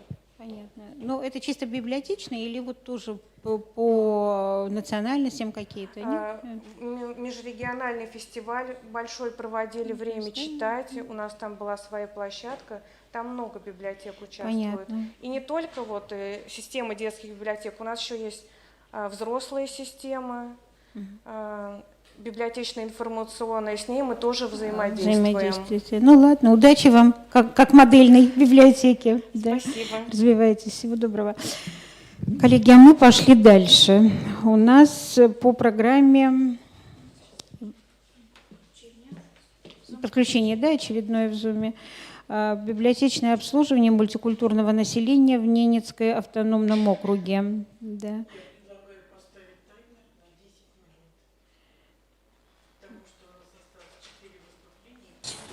Ну вот я не знаю, как это сделать онлайн, если это возможно, то давайте попросим, коллеги, Да. Мы вас видим и слышим, пожалуйста, 10 минут, если можно. Можно, 10 минут, да? Говорим. Да. Все, да? Да. Да. Зоя Степановна, слушаем вас. Нани Торова Сахарамданина, Ненца библиотека Алексей Ильич Пичков, это Аркадия Ихана, Саваюн Дарамби, Мандиана Нернини Миная. Здравствуйте, уважаемые коллеги! Ненецкая библиотека имени Алексея Ильича Пичкова желает вам, дорогие друзья, успешной и плодотворной работы, новых идей и успехов их воплощении. Библиотечное обслуживание мультикультурного населения из опыта работы Ненецкой центральной библиотеки имени Алексея Ильича Пичкова. Сообщение подготовили Зоя Степановна Ивакилева и Марина Георгиевна Беляева. Наш край, Ненецкий автономный округ, суров и красив. Почти вся его территория находится за полярным кругом и омывается 3 морями – Баренцевым, Карским и Белым. Река Печора, самая крупная в Северной Европе, сохранила первозданную красоту и такую ценную рыбу, как сёмга. У нас водятся такие редкие представители живой природы Арктики, как белые медведи, моржи, тюлени, а киты выводят потомство. Как и много веков назад, сегодня на бескрайних просторах тундры живут немцы, кочевой народ с его богатой культурой и традициями. Владение Печоры – богатой историей и культурными традициями и других проживающих народов – коми, поморов, коми-иженцев. Сюда всегда стремились сильные, свободолюбивые люди, умеющие ценить каждый день жизни. Это путешественники, искатели приключений, первопроходцы, ученые, влюбленные в полярный край. Потомки поморов и новгородцев, пришедших сюда в X-XII веках, до сих пор живут на берегах Печоры и морском побережье. Ненцы – самая крупная из малочисленных народностей Севера. Они являются коренным населением 3 автономных округов. Их традиционная материальная и духовная культура распространена от Кольского полуострова до Енисея.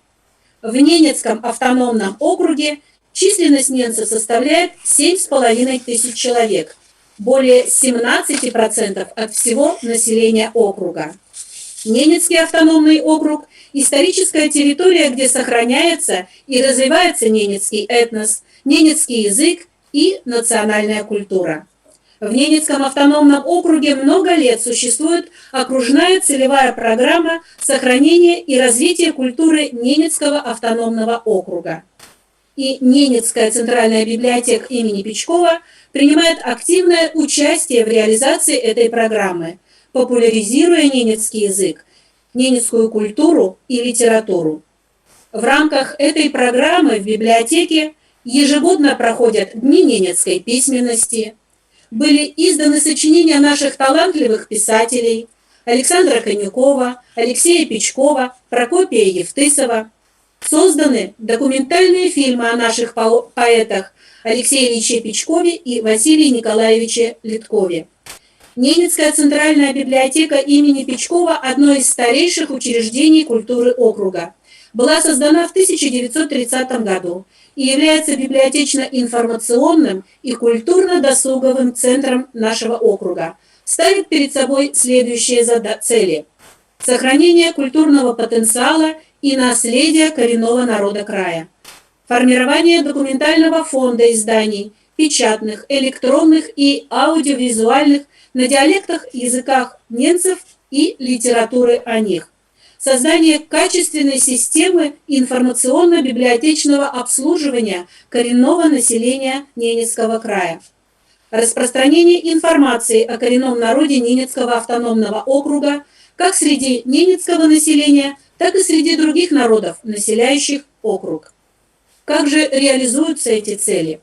Ненецкая центральная библиотека имени Печкова участвует в создании сводного электронного каталога книг на языках малочисленных народов Севера, Сибири и Дальнего Востока. Создание каталога предпринимается впервые. Он входит в систему ретроспективной национальной библиографии России и ставит целью полный учет, описание и популяризацию книг на языках малочисленных народов Севера, Сибири и Дальнего Востока, головной организацией которой стала Национальная библиотека Саха-Якутия.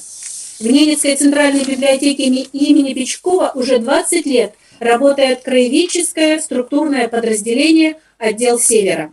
Свою работу отдел начал с формирования книжного фонда по истории округа, природы и природных ресурсов, географии края, растительного и животного мира, экономики и искусства, художественных произведений о Севере. Особое внимание было уделено литературе на языках народов Севера, в частности на ненецком языке. Это первые книги, переведенные на ненецкий язык, учебники, словари, а также литература писателей народов Севера, Сибири и Дальнего Востока.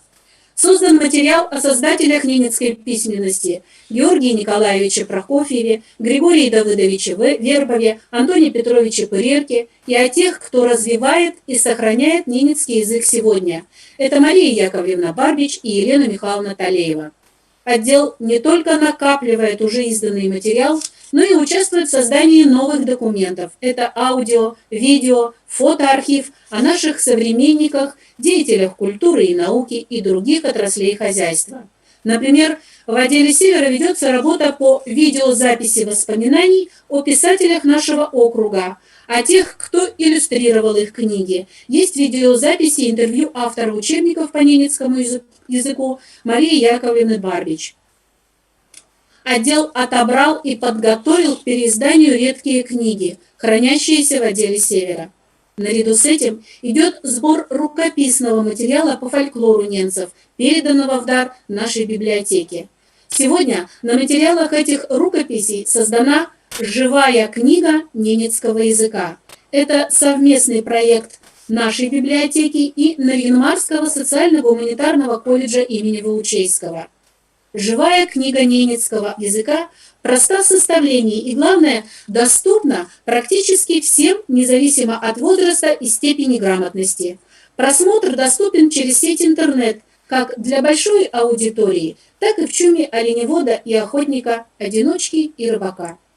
В годы реформ на Севере появились новые формы хозяйствования и организации жизни, сельскохозяйственные производственные кооперативы и семейно-родовые общины.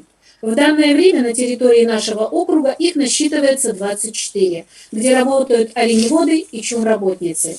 Организация обслуживания коренного населения, проживающего на отдаленных, малодоступных территориях, строится с учетом специфических условий его деятельности.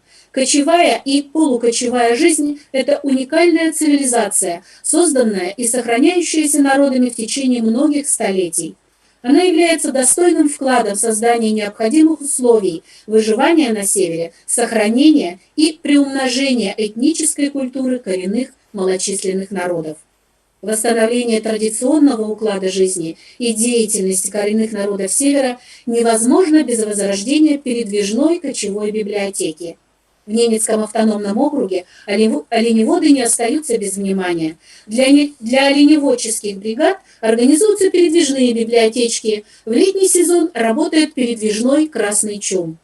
Сегодня у нас заключен договор с Союзом оленеводов НАО о сотрудничестве в организации и доставке этих библиотечек для оленеводов округа. С целью распространения знаний о нашем крае в Заполярном общественном университете был создан факультет краеведения, который наряду с мероприятиями для молодежи знакомит и с изменениями, происходящими в культурной и хозяйственной жизни региона, а также с людьми, чья деятельность явилась началом освоения тундровых богатств, а также с теми, кто ныне своим трудом украшает суровую землю Заполярья.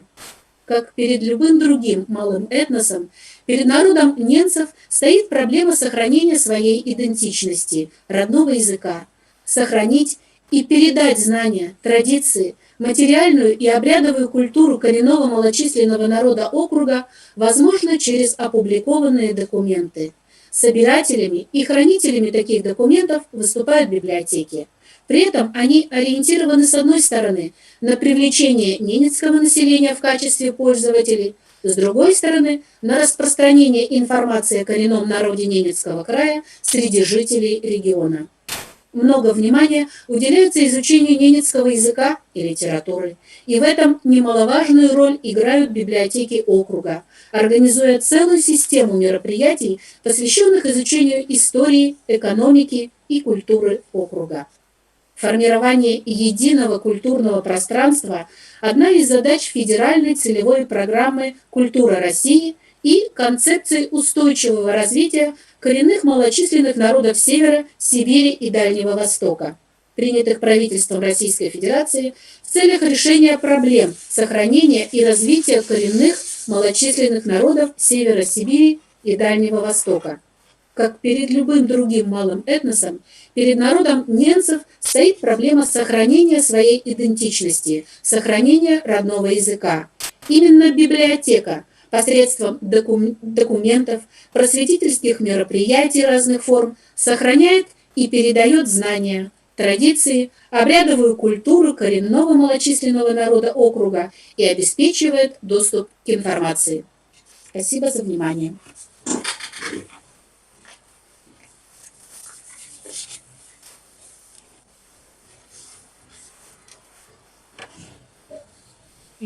Уложились в отведенное время. Низкий вам поклон, хочу сказать. Сегодня, когда здесь говорим об умной библиотеке, о цифровой среде и прочее, даже тяжело представить, что культура ненцев воспринимается так, как экзотическое что-то. Даже не верится, что где-то на краю земли люди до сих пор живут в чумах и кочуют, и существуют кочевые библиотеки. Спасибо вам за ваш труд. Вы несете им, я не знаю, свет родного языка, помогаете сохранить идентичность. Это, конечно, у меня нет слов. Спасибо. Да. Вопросы есть к нашим коллегам? Спасибо вам большое. Удачи. Спасибо за внимание. Спасибо за внимание. Лакамбой.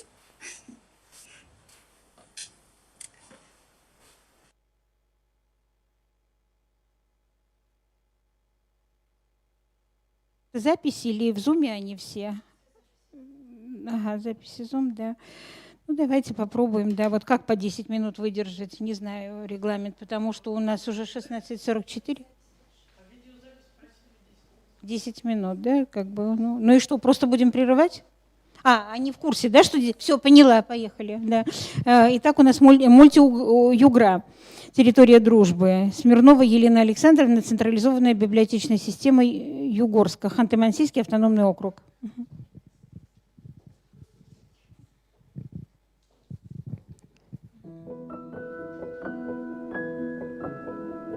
С марта 2020 года муниципальное бюджетное учреждение «Централизованная библиотечная система города Югорска» реализует медиапроект «Мультиюгра», разработанный совместно с некоммерческой организацией «Литературно-творческое объединение города Югорска «Элегия». Проект направлен на вовлечение детей от 6 до 13 лет в познание многонациональности Югры через мультипликацию. Сказки народов Югры вдохновили нас на этот замечательный проект, благодаря которому и дети, и взрослые читали книги, создавали мультфильмы, встречались и знакомились с представителями национальных диаспор нашего города, рассказывали о своих успехах и достижениях журналистам в своих блогах в социальных сетях. И в результате реализации проекта в Центральной городской детской библиотеке появилось креативное пространство. Открыта мультипликационная лаборатория «Мультимы», которую оснастили за счет средств гранта президента современным техническим оборудованием. Приобрели профессиональный мультстанок, световой планшет, студийный микрофон. И сегодня индивидуальные и групповые занятия в мультлаборатории посещает 21 человек. С подбором литературы для съемок мультфильмов по сказкам народов Югры помогли библиотекари. Ребятами под руководством наставника снято 6 мультфильмов по мотивам сказок народов Югры. Благодаря анимационному творчеству дети не только лучше узнали историю своей страны, но и услышали национальную музыку, увидели костюмы разных народов, познакомились с другими культурными традициями. И еще очень важный момент, о котором мы не задумывались, когда писали проект – профориентационный. Дети, смотря мультфильмы, зачастую не осознают сложность их создания, и только приобщившись к мультипликации и попробовав сделать это своими руками, они понимают, как много труда и знаний разных людей необходимо для создания интересных мультфильмов. Большим подспорьем ребятам в создании мультфильмов стал видеоцикл встреч с представителями национальных диаспор, вышедший под общим названием «Этнопосиделки. Живая история». Проведено 12 встреч и записано интервью с представителями казачества, русского, украинского, белорусского, кыргызского, дагестанского, удмуртского, татарского, марийского, мансийского, башкирского и азербайджанского народов. Эти встречи помогли ребятам понять культуру и традиции разных народов, особенности национального фольклора, услышать из первых уст, а порой и на национальном языке, народные сказки, познакомиться с персонажами национальных мифов и легенд и лучше понять персонажей национальных народных сказок, по мотивам которых дети создавали мультфильмы. Чтобы показать разнообразие нашего книжного фонда, каждая встреча сопровождалась подбором литературы на национальном языке приглашенного гостя. Ярким событием проекта стал городской праздник «Югорск многонациональный». Программа праздника получилась насыщенной и мультиформатной. Были организованы этноподиум, на котором свою этническую одежду представили 27 представителей Таджикистана, Удмуртии, Белоруссии, Киргизии, Мариэл, Татарстана и народов Манси. Познавательный квиз «Пройдемся по шапкам», участники которого проверили, насколько хорошо они знают историю национальных головных уборов. Кроме этого, наши виртуальные зрители познакомились с коллекцией славянских обереговых кукол, посетили концерт с участием образцовых художественных коллективов Центра культуры «Югра Презент» и этнопосиделки «Живая история». А в мультизакулисье ребята из мультлаборатории поделились историями о том, как они снимали свои первые мультфильмы и почему занимаются анимацией. Трансляция праздника состоялась на официальной странице сообщества «Элегия», ВКонтакте и на сайте НКО «Элегия».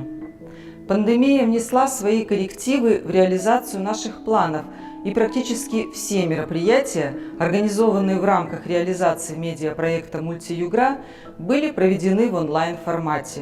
И именно благодаря этому создан уникальный видеоконтент, который транслируется в городском сообществе, школах, детских садах, в эфире городского телевидения, на мероприятиях в учреждении культуры города Югорска.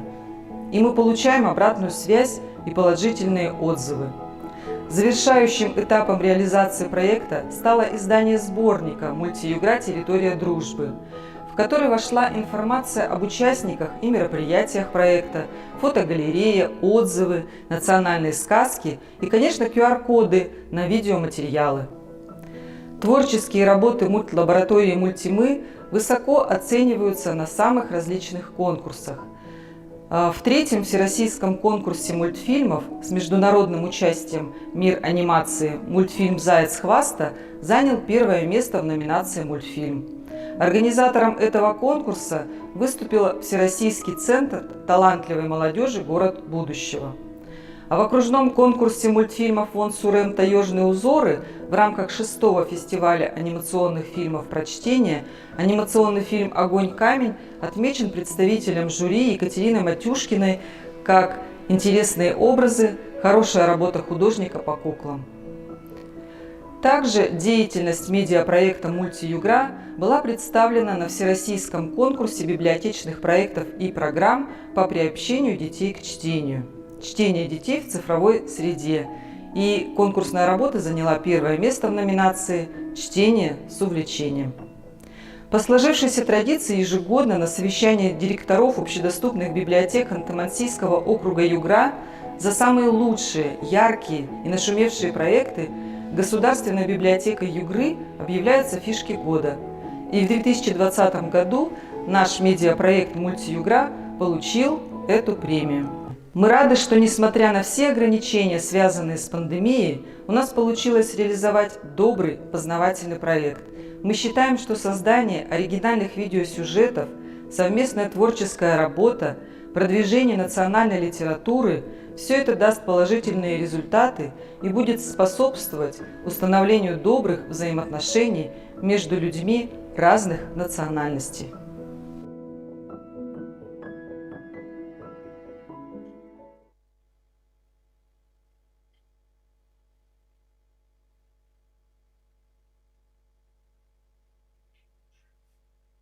Двигаемся дальше. Опыт работы Молчановки с межнациональными мультикультурными группами школьников в партнерском проекте «Мы вместе победили». Надежда Павловна Аксаментова, Иркутская областная государственная универсальная научная библиотека.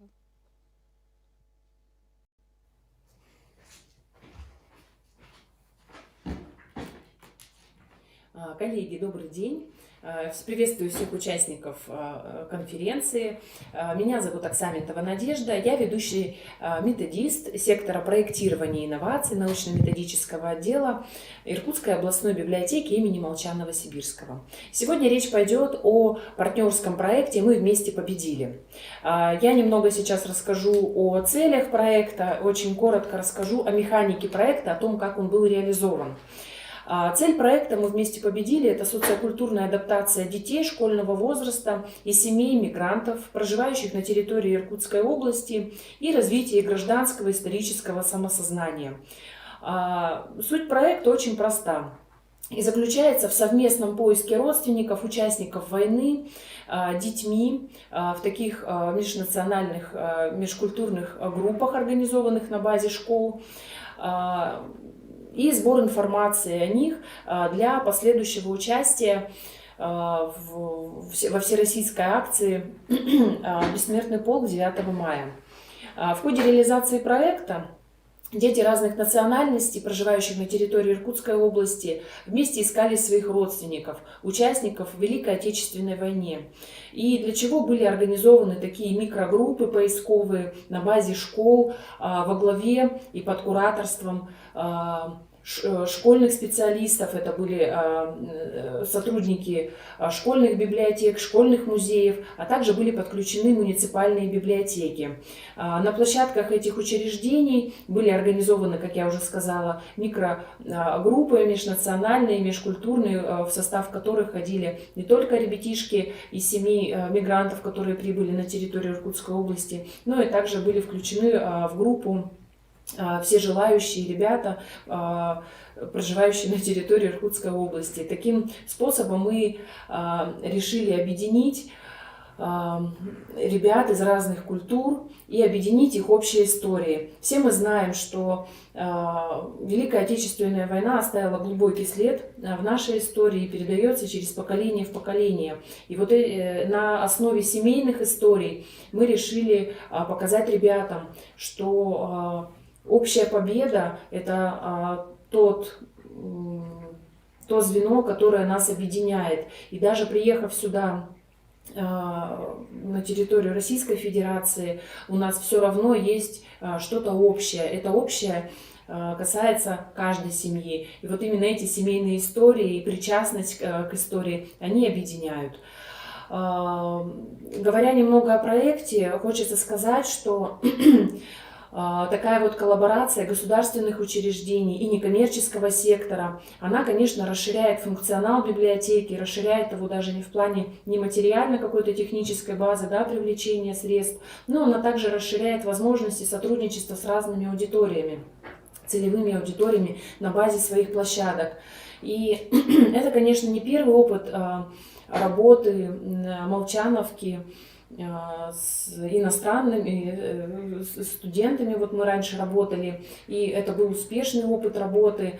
Мы работали через консульство, которое находится на территории Иркутской области, также подключали межнациональные и национальные сообщества, которые находятся на территории Иркутской области. Но вот такой опыт, он, конечно, первый у Молчановки, опыт работы с такой целевой аудиторией, как школьники. Школьники наши были возраста от 12 до 16 лет, то есть это 6-8 класс. И, конечно, эта аудитория, она особенная. Особенная по подаче материала, особенная по выстраиванию взаимоотношений вот в таких группках небольших, хоть они были небольшие, но тем не менее, я позже скажу о результатах. И она, конечно, особенная. И опыт библиотеки здесь, он был не такой большой. И когда мы говорим о том, что важно сотрудничать и важно расширять свои границы, даже работы с целевой аудиторией, хочется заметить, что это не всегда так просто.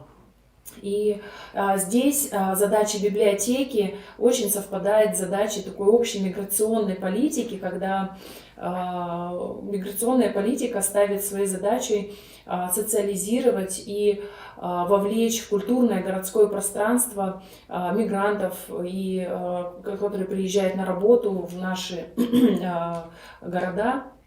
Это очень важная часть работы, куда библиотека, как я уже сказала, может и должна включаться. Ведь именно библиотека, обладая ресурсами, такими как информация, систематизация знаний, мы проводим массу культурных городских мероприятий, они бесплатные, и библиотека может стать очень такой доверительной площадкой, куда может прийти любой человек и получить какой-то свой культурный продукт или какие-то положительные эмоции. Именно к этому мы стремимся. И говоря, опять же, про миграционную политику, хочется сказать, почему мы затронули эту тему. На самом деле в нашем регионе на данный момент обучаются порядка 4000 ребят в школах региона, 4000 школьников, которые проходят обучение, которые приехали с родителями по тем или иным причинам из постсоветского пространства к нам в Сибирский край. Вот в Сибирском федеральном округе Иркутская область занимает 2-е место по прибывшим на работу людям из постсоветского пространства. Ну вот, в общем, про механику проекта мы с вами проговорили, то есть она была достаточно проста, на базе школ, на базе библиотек в 4 муниципальных образований, включая город Иркутск, это проходило и на нашей базе также. Мы организовывали такие межкультурные исследовательские группы, мы адаптировали методику поиска, методика поиска родственников в открытых базах данных. Это базы данных «Мемориал», это база данных «Подвиг народа» и «Память народа». И в течение 3 месяцев мы приезжали, мы консультировали ребят, мы обучали кураторов. Кураторами, как я уже говорила, выступили школьные учителя, учителя истории, некоторых даже были прецеденты учителя биологии. Все были очень заинтересованы в том, чтобы к ним приехали и показали, как это работает, как вот такая система поиска работает. То есть заинтересованность здесь мы встретили в полном объеме. Но несмотря на то, что проект в принципе завершился удачно, мы встретили ряд сложностей, о которых тоже, я считаю, необходимым сказать. Вот одна из таких сложностей нас постигла буквально сразу же после того, как мы получили согласие и грант на реализацию проекта. Мы закладывали определенную стратегию поиска и выхода на целевую аудиторию. Сотрудничать с межнациональными сообществами в городе оказалось достаточно сложно, и это было не всегда эффективно в силу того, что это занимало очень длительный период согласований. Все-таки это дети, и вот таким сложным путем мы решили пойти официальным через такие межнациональные сообщества. Но в связи с тем, что наш временной ресурс был ограничен, и оглядываясь назад, мы посмотрели, что в принципе у библиотечной системы очень хорошие сложившиеся партнерские отношения со школьными учреждениями, мы решили выйти напрямую к школьным учреждениям и попросили на территориях участницах, это Слюдянка, это Шелихов и Ангарск, пойти таким же путем. То есть через библиотеки мы вышли на школы, на преподавателей, с которыми давно уже сотрудничали. Оказалось, что у каждого в школе есть такое вот небольшое вот сообщество ребятишек. Оно достаточно такое, ну не сказать, что замкнутое, но вот оно такое настороженное ко всем.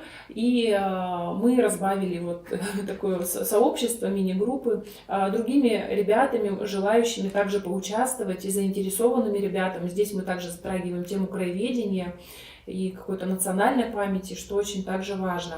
То есть вот такие состоявшиеся партнерские связи помогли нам поменять и перестроить быстро стратегию поиска и выхода на целевую аудиторию. Вот это одна из сложностей, с которыми мы встретились.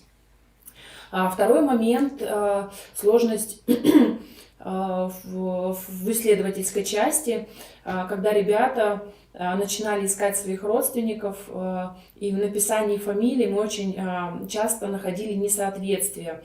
То есть здесь нам также пришлось маленько переориентироваться, где-то посмотреть дополнительный материал. Кстати сказать, в качестве такой инструкции мы переделали имеющиеся наши инструкции по поиску генеалогическому и по использованию базы данных.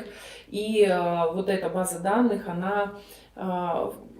Мы не предполагали, что мы встретимся с такой проблемой, как неправильная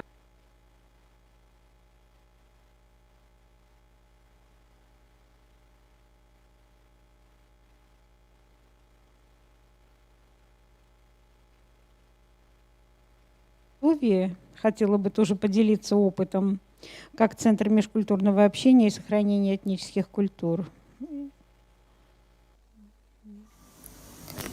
Национальная библиотека имени Александра Сергеевича Пушкина Республики Мордовия, хранитель ценнейшего информационного, культурно-исторического и документального наследия мордовского народа, от которой зависит сохранение памяти нации, доступность обществу новых идей и знаний. Фонд уникален и неповторим по своей культурной ценности для народа нашей республики, мордовской диаспоры за пределами региона, финно-угорских народов, а также для всех, кто занимается исследовательской работой. Он начал формироваться в конце XIX века и ныне составляет около 1,5 миллиона экземпляров разных документов. Из них около 20 тысяч книг на мордовских, мокше и эрзи языках. Хронологические рамки этого фонда с 1821 года по настоящий день. Одной из функций нашей библиотеки является продвижение национальной книги и чтения, сохранение мордовского языка и литературы. Поэтому эта деятельность остается первостепенной перед сотрудниками многих отделов. В этом направлении ведется большая культурно-просветительская работа. Библиотека активно участвует в реализации проектов, поддержанных Министерством культуры, национальной политики и архивного дела Республики Мордовия, исполкомом межрегиональной общественной организации мордовского, макшанского, эрзянского народа. Республиканский образовательный проект «Мордовия мастеровая» призван стимулировать развитие культуры мордовского народа, повышение интереса населения республики, а особенно молодежи, к познанию этнокультурного наследия посредством народно-прикладного искусства. В рамках проекта прошли презентации книг, видеопрезентации, информационные обзоры, книжно-иллюстративные выставки, мастер-классы. Национальная библиотека была одним из инициаторов культурно-образовательного проекта «Гордость нации». Этот проект об известных людях Мордовии, которые внесли большой вклад в развитие истории, культуры, литературы, архитектуры, музыки, кино, театра и других сфер нашей республики. Для общественности республики, студентов вузов, СУЗов, учащихся школ были организованы юбилейные и творческие вечера видных деятелей республики, известных мордовских писателей, литературные чтения, конференции в честь поэтов-фронтовиков. Некоторые из них проходили на их родине. Много мероприятий прошло совместно со студентами на площадках Мордовского государственного университета имени Николая Платоновича Огарева. Проводится большая информационная работа с привлечением молодежи. В рамках Республиканского форума мордовской молодежи «Молодежный акцент в сохранении этнокультурного кода многонациональной России» прошла языковая конференция, на которой речь шла о грамматиках мордовских языков, о мордовском языкознании в целом. В целях популяризации мордовской национальной культуры, языка, литературы среди учащихся школ, детских домов, интернатов республики был разработан республиканский образовательный проект «Этношкола в библиотеке». В рамках проекта проводятся краеведческие, исторические, педагогические, литературные часы, уроки, беседы, мастер-классы по изучению мордовского, финно-угорских языков. Они проходят как в библиотеке, так и в школах города, в социальных приютах для детей и подростков.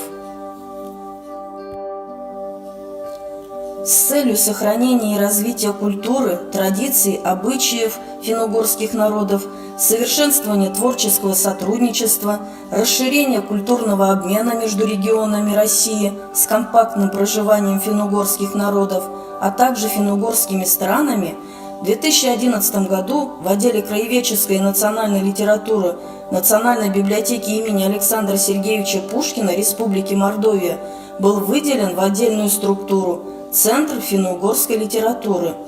Основные направления его работы – комплектование, хранение и всестороннее раскрытие массива документов на финно-угорских языках. Большая роль Национальной библиотеки имени Александра Сергеевича Пушкина в изучении вопросов межнационального общения и сохранения этнических культур приоритетным направлением была и остается деятельность библиотеки в развитии чувства толерантности, интереса и уважения к другим национальным культурам, патриотизма, чувства общности, дружбы и единства с людьми разных национальностей. В отделе национальной и краеведческой литературы реализуется проект по формированию патриотического воспитания и межнациональных отношений вместе. Мероприятия, проводимые в рамках проекта, были направлены на популяризацию творчества национальных писателей и поэтов, сохранению и развитию культур народов, проживающих у нас в республике. Это и недели культур народов Мордовии, вечера татарской литературы, встречи библиотекарей с татарскими писателями и поэтами. По реализации данного проекта большая работа ведется со студентами ближнего и дальнего зарубежья, которые обучаются в Мордовском государственном университете имени Николая Платоновича Огарева, Мордовском педагогическом университете имени Макара Евсеевича Евсеева. Многие студенты являются читателями библиотеки. Для них организуются обзорные экскурсии по отделам нашего учреждения, и они приглашаются на многие мероприятия. А часто ребята становятся сами участниками мероприятий. Этому пример – вечер национальной музыки «Родные напевы». Здесь звучали вокальные номера и представлен прекрасный восточный танец в их исполнении. Этническая беседа «Мы разные, но дружные» представила большой информационный материал о портрете современной Мордовии, где отражена почти вся национальная палитра России. Мультимедийная презентация «Мордовия многонациональная» рассказала обо всех представителях, об их культуре и традициях. Поддерживаются прочные связи с национальными автономиями нашей республики.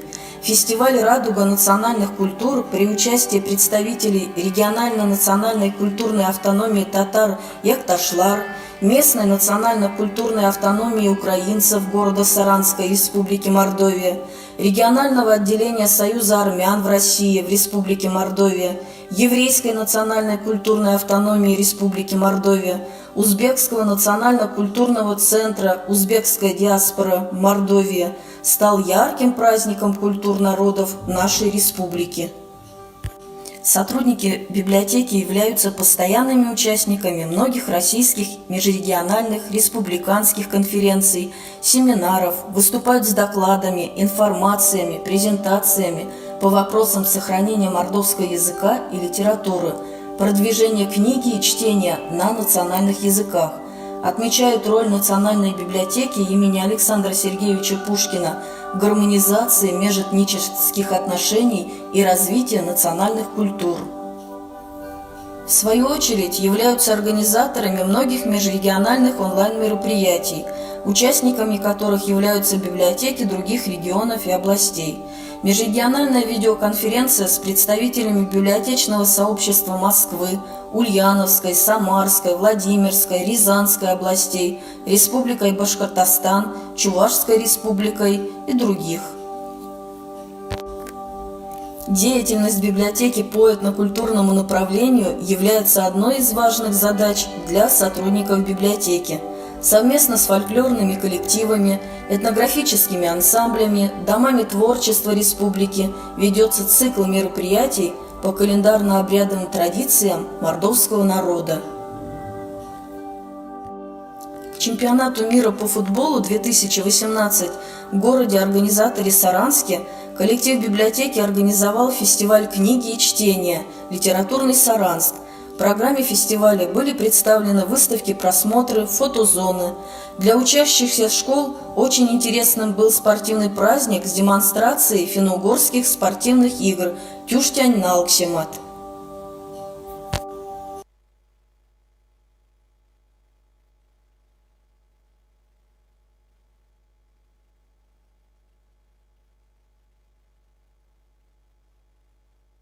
Библиотека Астраханского региона в оптимизации межкультурного взаимодействия.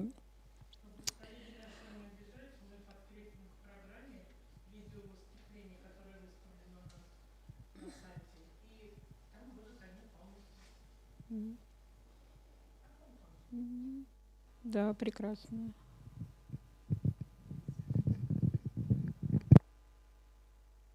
Добрый день, уважаемые участники форума. Приветствую вас от лица всей нашей астраханской библиотечной общественности, библиотечного сообщества. Астраханский регион, который я представляю, возник в уникальном месте движения Европы и Азии, издавна известный как Южный форпост России. И, конечно, фундаментальный вопрос носит у нас национальный вопрос. Наше население Астраханской области сегодня более 1 миллиона, и более 100 национальностей проживает на территории нашего региона. Преобладающее население русские, казахи, татары. И однако впоследствии миграции неуклонно растет у нас сегодня количество представителей народов Кавказа, мигранты трудовые, это представители республик Средней Азии. И, конечно, у нас проживают практически представители всех религиозных конфессий, и мы в полной мере ощущаем, что такое многонациональная Россия.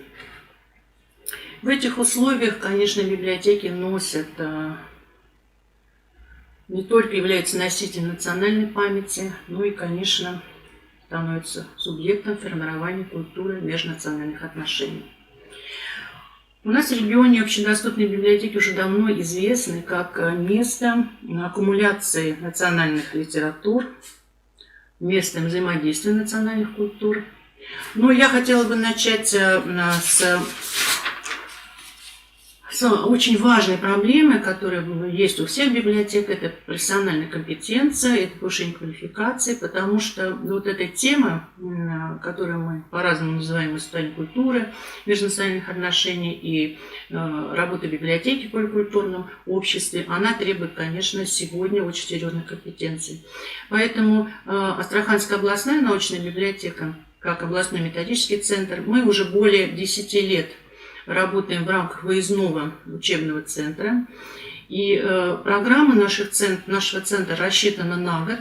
И там очень много тем, связанных с нашей библиотечной деятельностью. И, конечно, в течение уже последних вот этих 10 лет, каждый год мы работаем с темой, связанной с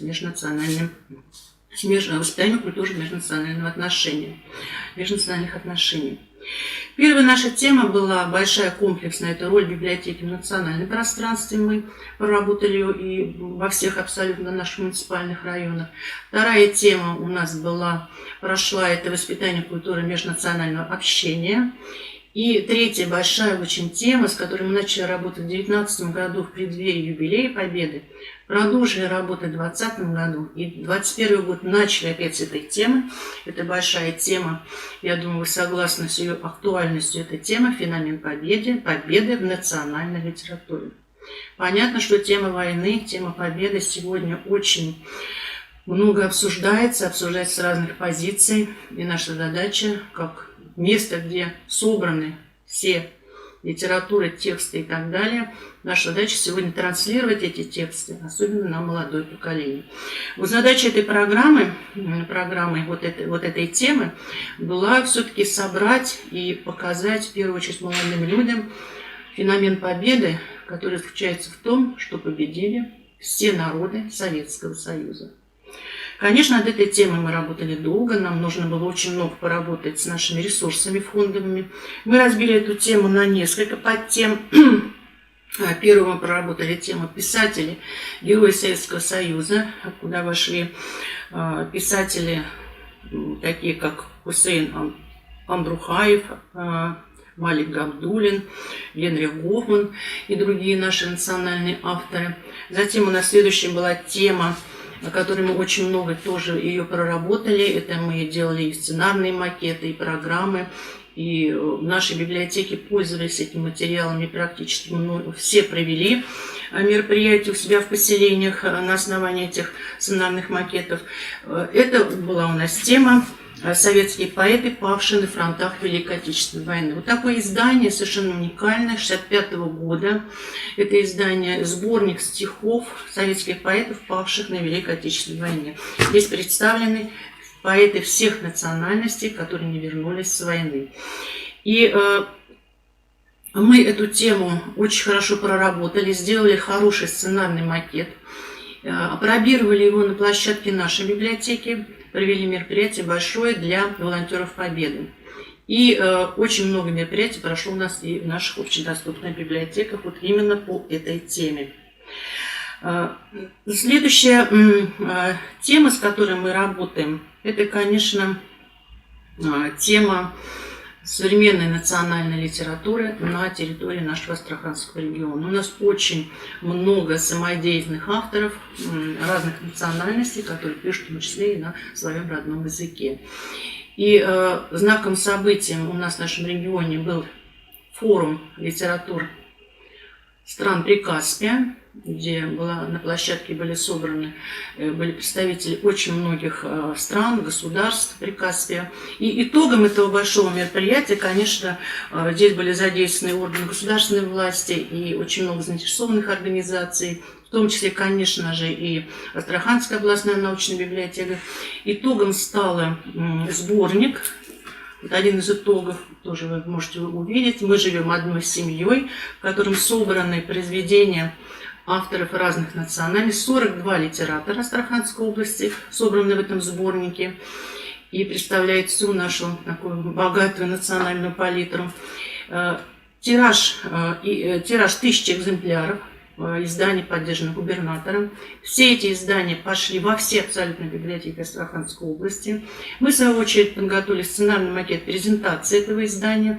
Таким образом, оно было представлено практически во всех поселениях нашей Астраханской области.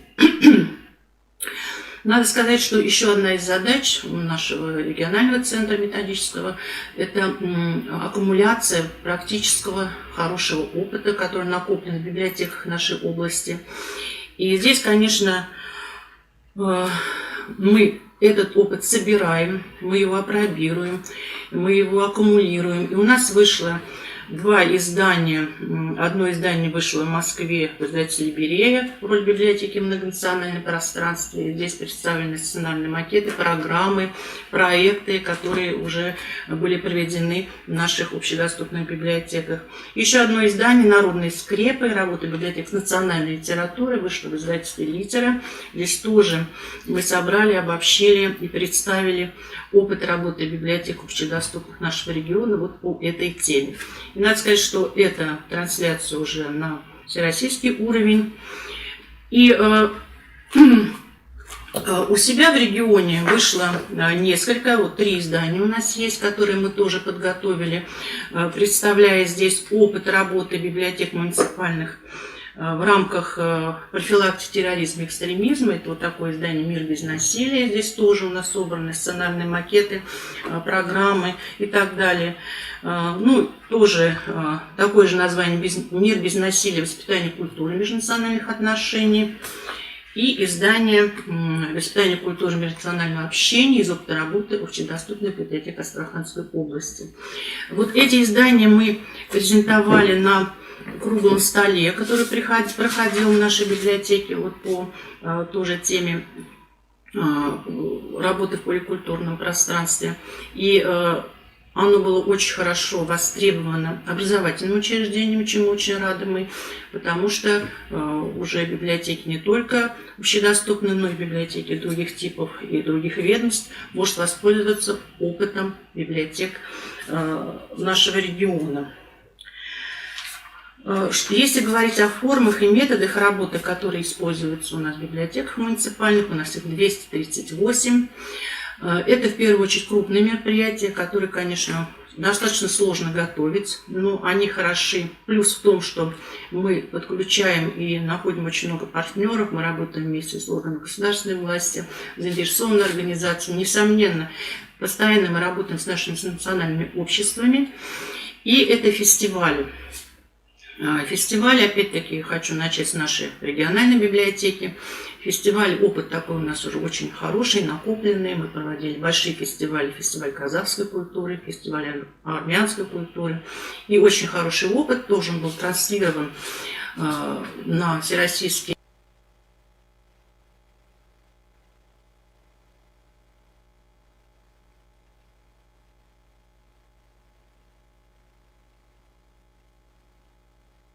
Хочу поблагодарить еще раз сотрудников библиотеки национальной библиотеки Чувашии за теплый прием, который мы все гости ощутили это. Хочется верить, что сегодня каждый из вас услышал, пусть маленькое, но что-то важное для себя, что может использовать в работе. Хочу поблагодарить вас всех за то, что остались до конца, выдержали. Удачи нам всем. Я думаю, дай Бог, чтобы коронавирус ушел надолго, насовсем, да, и у нас были возможности и дальнейшие, да, встречаться онлайн. Всего доброго, спасибо. Программа наша закончена.